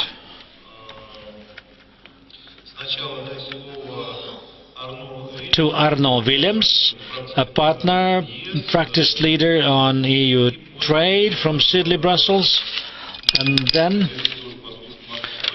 Markus Becker, executive advisor from GE Energy. And then probably and hopefully we'll have 5 minutes on questions that we may ask. So everybody is getting tired. So many issues. If we could, of course, we could stay over after lunch. So Arno Willems, you're welcome. Thank you for this introduction. Yeah. And thank you for the invitation to be here among people that are really daily working on energy efficiency issues. It's nice to share thoughts and to hear what everyone is doing. And I think there's here a pretty good buzz around this whole energy efficiency.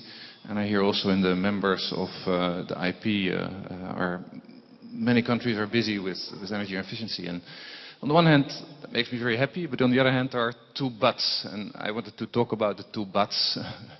One of the buts is basically that you have national legislation, but you also have supranational legislation.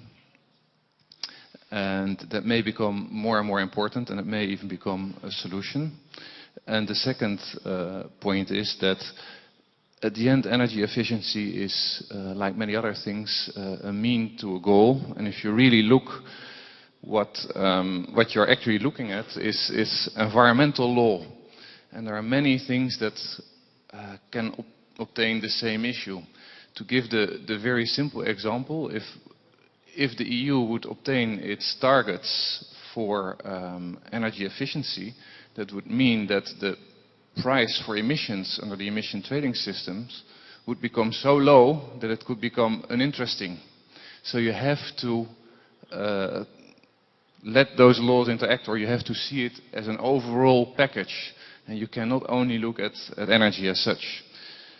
And the second thing is that if all those countries are having their own legislation, you are going to get a competitive difference between countries. Because what if you have an big energy consumer in two countries, two different legal systems? They have to meet two different legislative requirements. And that is going to first cause a lot of administrative problems. Within one company you have to meet different legal standards, but it also has consequences for price. As a result, one production location can become much cheaper or much more expensive than the other one based on the regulatory framework. And that's going to influence the competition between countries. And then I don't even speak about the potential of double cost. First, you may have been forced to pay cost here in Russia. Then you may be forced to pay cost for energy efficiency or not meeting certain targets in another country. And then the second point is you pay for energy efficiency measures your energy supplier has been taking, but you will also have to take your own energy efficiency measures. That's also double up. So the big question is basically how to manage, in my view, the global level of playing field and how to coordinate the package of environmental laws.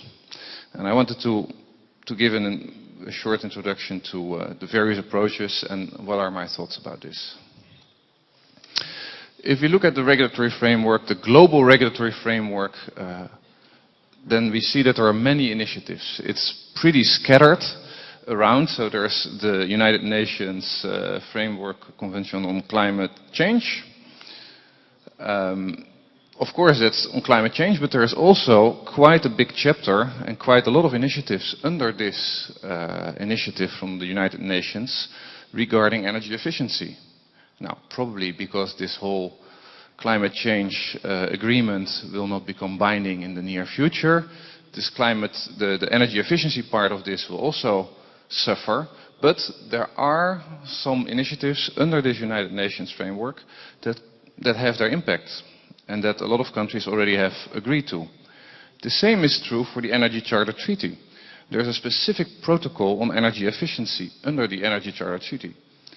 And it has quite far-going initiatives, and you could argue whether those are, well, how binding those are, but the thing is that if one of the member states of the Energy Charter Treaty would go to the Secretariat and would ask to, let's say, to do an audit in another country, that's probably allowed, and that could result in a dispute even on how certain standards are applied. So there is already something there in the Energy Charter Treaty. Now, the Energy Charter Treaty is not really truly global. Russia has a specific position here, but it shows that also their global rules are available and could have an influence. Countries are basically forced to cooperate to implement certain things and standards. Then you have the International Energy Agency, who's brought out recommendations. You have a lot of G8 initiatives. There's an agreement on energy efficiency. There's a declaration for an international partnership. There is an action initiative. Tremendous number of initiatives here, which have complications basically because they are not really binding and they don't share the same definitions, or they don't agree yet on the definition. So there are a lot of words there that everyone interprets in a different way. But the result is there are these global initiatives.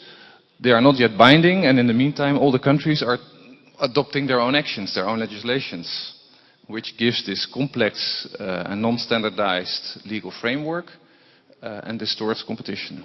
Now, if you're looking at the EU, I don't want to talk about that too much, but what we see, but in view of the question of Alexander, a little bit there. There is this European 2020 target, the target for the year 2020, 20% reduction in greenhouse gas emissions, 20% use of renewables, and 20% increase in energy efficiency.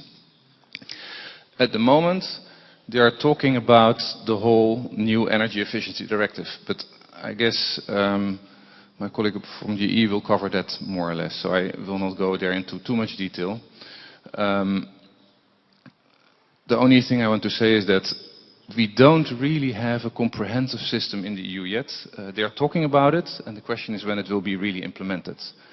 If this comprehensive system will be there, then it's up to the member states to all implement that. Now, the time frame for that, they were hoping for the 1st of July, but my assessment is that we could be happy if it's there during the current term of the European Commission, which is at the end of 2014.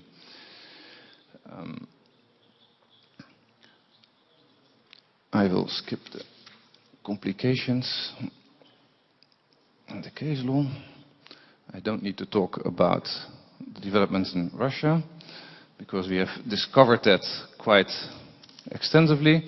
But what I do want to say is that basically I want to go back to my level of playing field, so that the current system that every country is making its own laws is going to create this difference in level of playing field. That means that countries are going to compensate this to protect or to help their own industry. How can they do that? They can give more subsidies to the local industry to obtain those energy efficiency targets. That's one thing. They can, of course, try to compensate for cost differences through standards or through technological requirements. If you don't meet a certain technological requirement or energy efficiency standard, you would have to compensate or to pay an additional charge. Or what you can see, what happened recently in the airlines, if we look at the emission trading system as an example there, it's possible that there is an extraterritorial application of the European rules. And that is quite difficult to tackle if that happens. And in all those actions to restore the level playing field, basically you get the risk of protectionism, that you go a bit further than is actually necessary, and you forget that already initiatives in other countries exist. So how to solve this? So what should we really be doing? Well, basically, it's a global, in my view, you need binding global rules. Now, we already have a couple of global rules, but they are not really covering all the countries, and they are, in general, not binding. So we have to work on that. Where can you place that? You can place it under the United Nations, you can place it under the WTO, which is a good dispute settlement. You can create a new initiative for this. And how will it look like? Well, I think there it's very important, and that's what I miss here a bit, and in all the countries, it's important that industry is more involved. I see here that all the governments are very enthusiastic and come out with a lot of rules and targets and initiatives, but sometimes they miss the reality from industry. They miss indeed the fact that there needs to be a market first, or they miss certain technological developments. So that's where I think that there is a task for industry, and that the industry should perhaps per sector come together and come to a sectoral, some kind of a sectoral agreement on how to deal with energy efficiency, and that will be stored in some kind of a or WTO agreement or United Nations agreement or other international body agreement. And then of course, if you want to do that, you have much more freedom and much more chance that you have a workable solution that doesn't affect your competitiveness. And then I have a slide with all kind of issues that should be taken into account when you design such a global treaty. You can go through that separately, but I think I basically made the point I wanted to make. I think industry should take the initiative, probably per sector, to create a global structure on energy efficiency. And if you don't do it, the chances are that you get this competitiveness problem and basically even double payments, or you may have to, if a global system comes in 10 years, you will have to throw almost everything you have reached now and all the systems you have put in place to comply with the current domestic laws. You can throw them overboard because there will be a global treaty with different rules. So I think the best way is to take the initiative. So I wanted to leave it at this. Thank you. Thank you, Arno.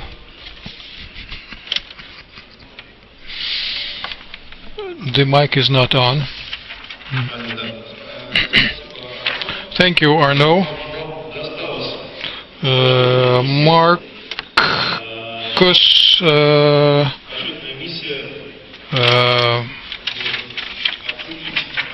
it is your pleasant duty to take stock of the Russian experience,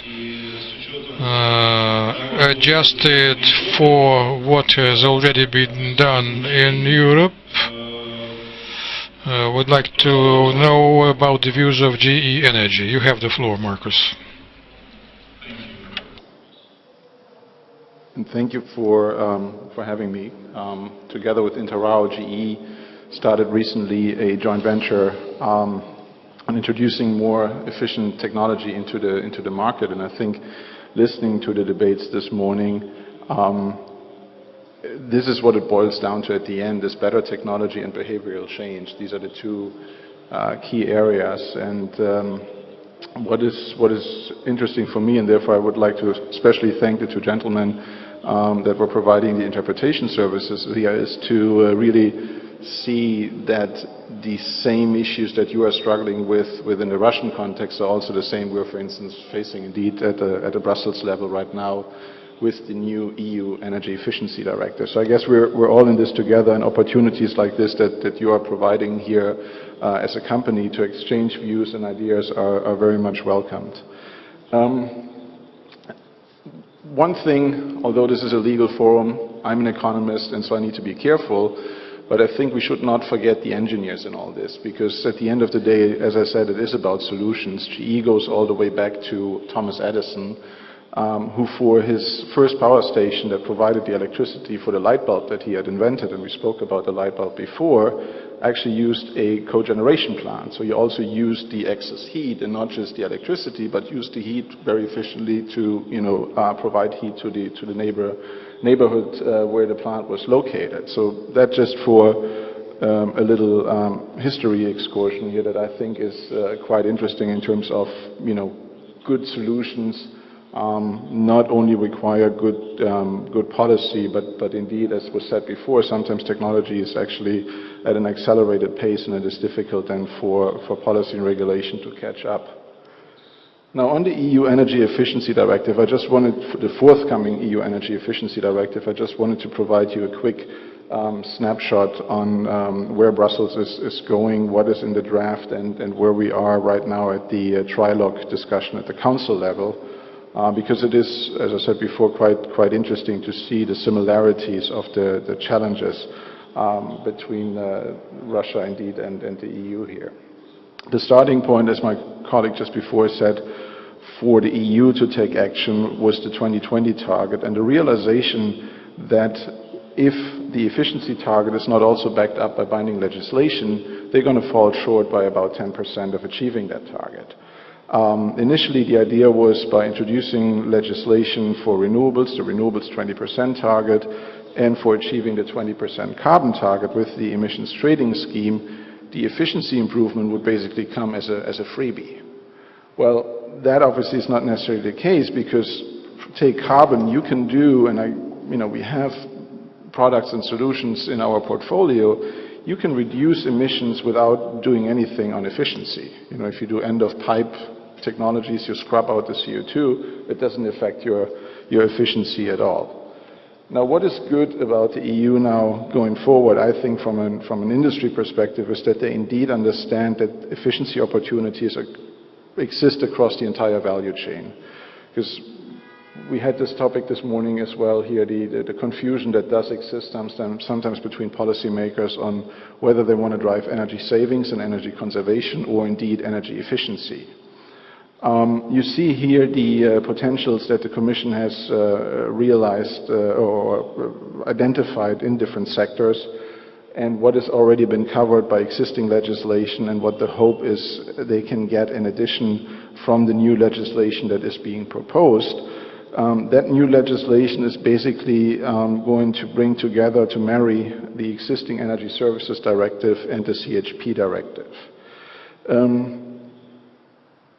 The one point I would also agree with my previous speaker here, the obligations formulated in absolute amounts, and that's probably the weak spot of the directive, offer certainty for policymakers, of course, on fossil fuel use, but they should be translated in energy efficiency targets indeed for sectors and private parties to reduce economic risk and uncertainties, because as we see it right now in an economic downturn, you can easily achieve the targets, but you not do really anything for the efficiency of your infrastructure.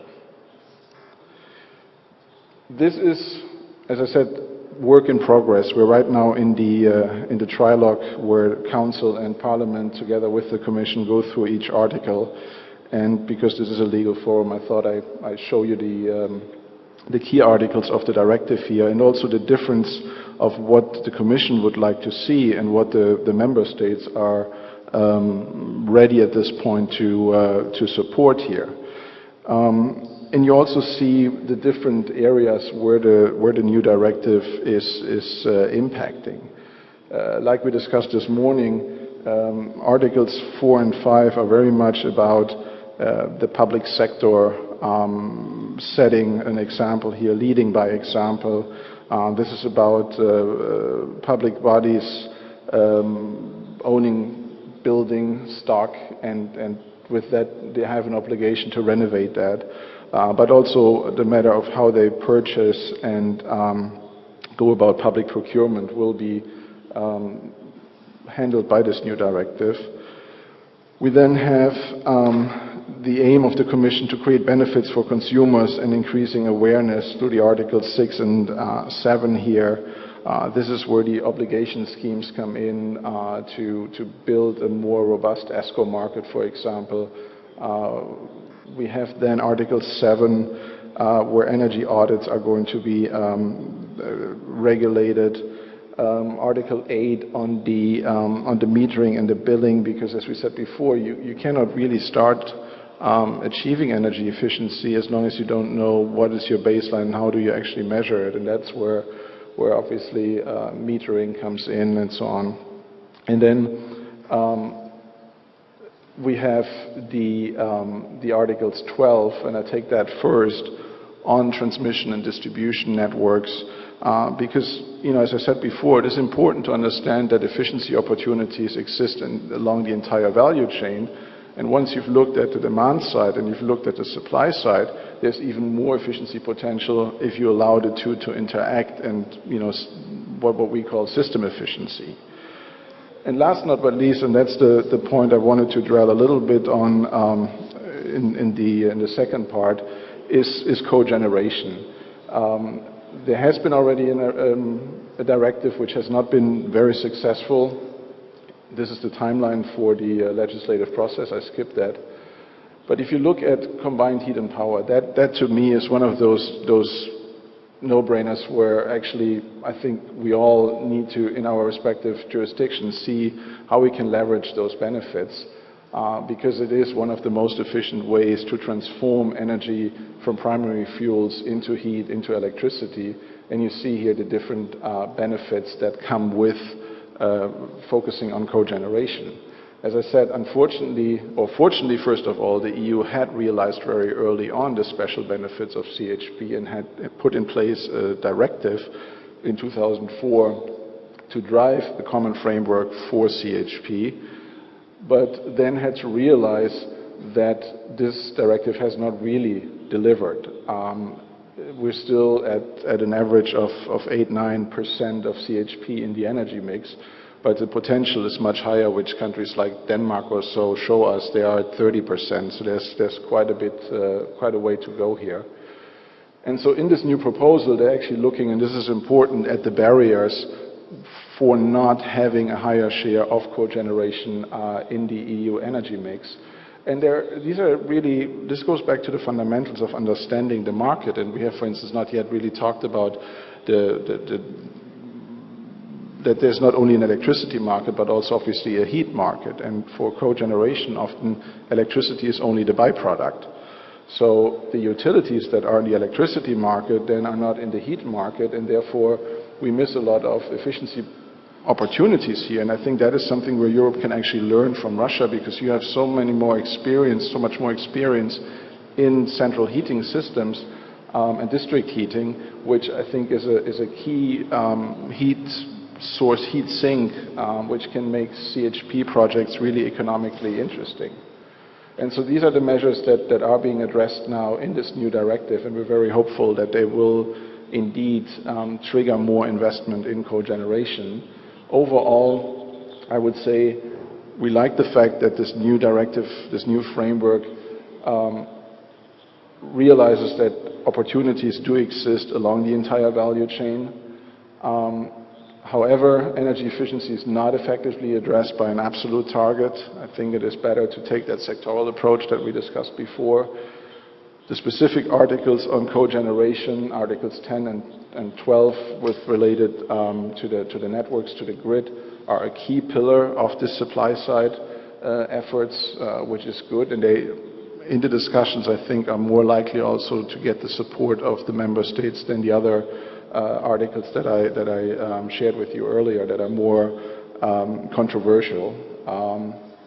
So I think most important message from industry to policymakers is really reduce the uncertainty and the barriers. And we have seen many times in the automotive industry and other industries, innovation and markets will follow. Thank you.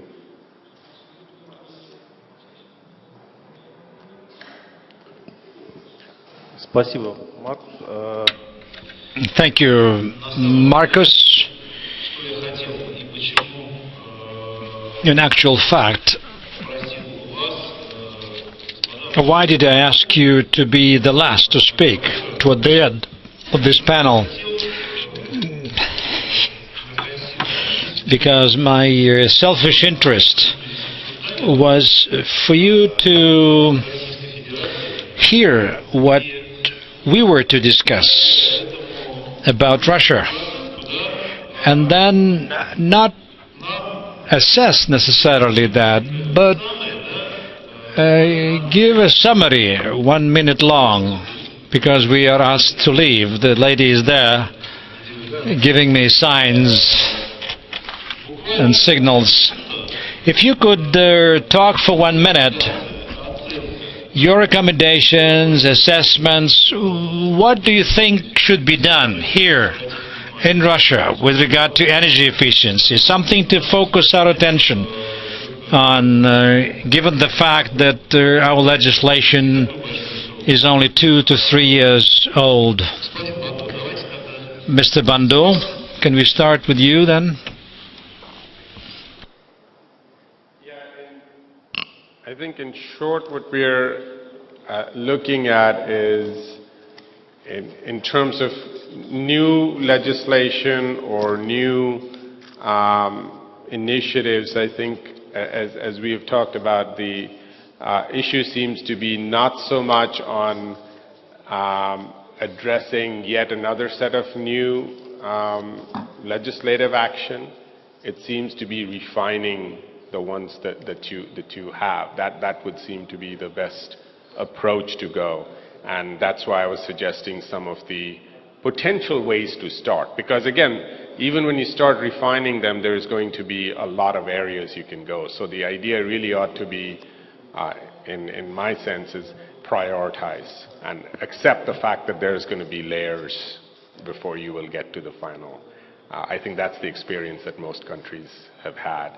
And I think the EU presentation, again, highlighted the exact same issue in a slightly different context. Tie it to, my sense also is that if there is a sense that energy efficiency has multiple benefits, not just energy efficiency, but the fact that it has job creation potential, trade potential, technology deployment potential, health benefits, productivity of worker. These are the kinds of things that I think are also ways in which it can be mainstreamed. That also gets into the one issue that you talked about, which is the rebound effect, the fact that as you get more energy efficient, people will start using more energy. Well, that again is an issue that needs to be addressed, that cannot be done just by making more laws, but by refining the existing ones.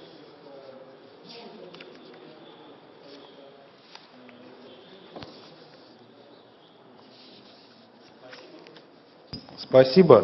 Господин... Thank you, Mr.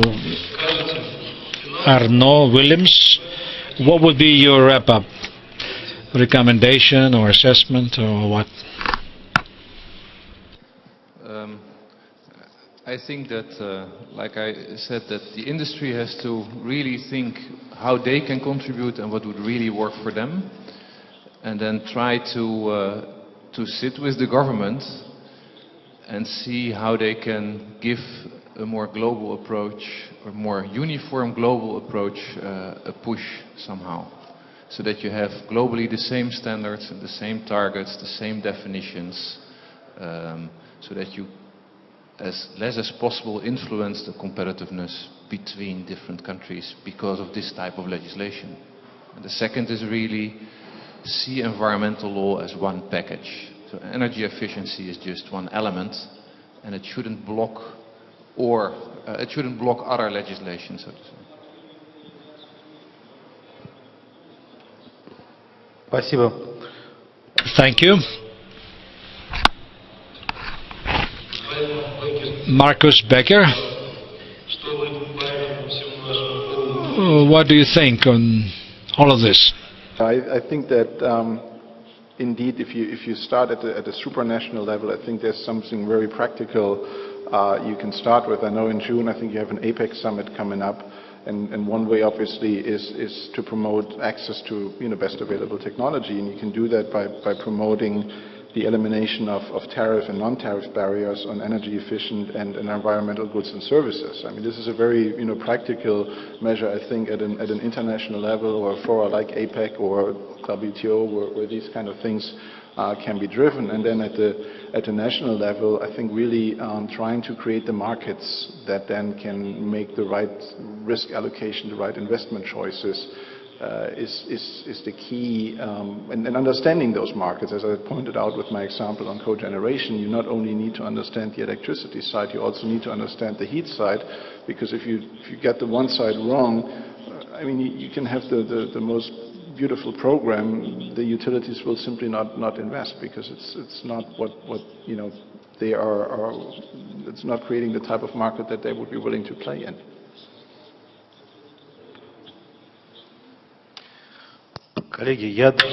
Dear colleagues, I could not imagine that we will have a discussion that long, given the small number of people and audience. It was quite interesting.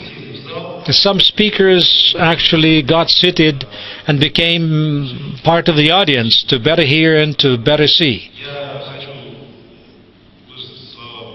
I want to express my gratitude to the Ministry of Energy, the Federal Tariff Service, Andrei Popov.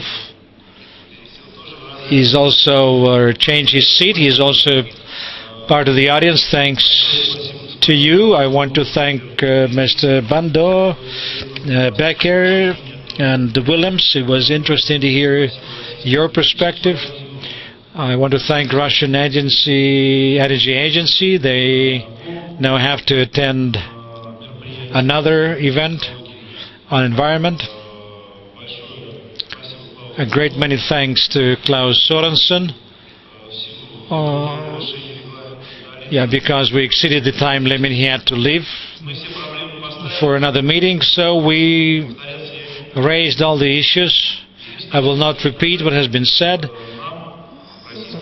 One thing I want to note is we here in the Russian Federation, say because of the big energy intensity of the GDP, great extent of wear out of our networks and extension, it's a challenge we cannot avoid. And they are more complex and complicated because of many reasons, which means we need to focus even more on energy efficiency and saving. And in conclusion, let me say that one of the key things in this industry, in this area, the way I see it from the discussion, is the mindset of the people. The population does not have incentives or understanding why. Dmitry Medvedev rightly said yesterday, up until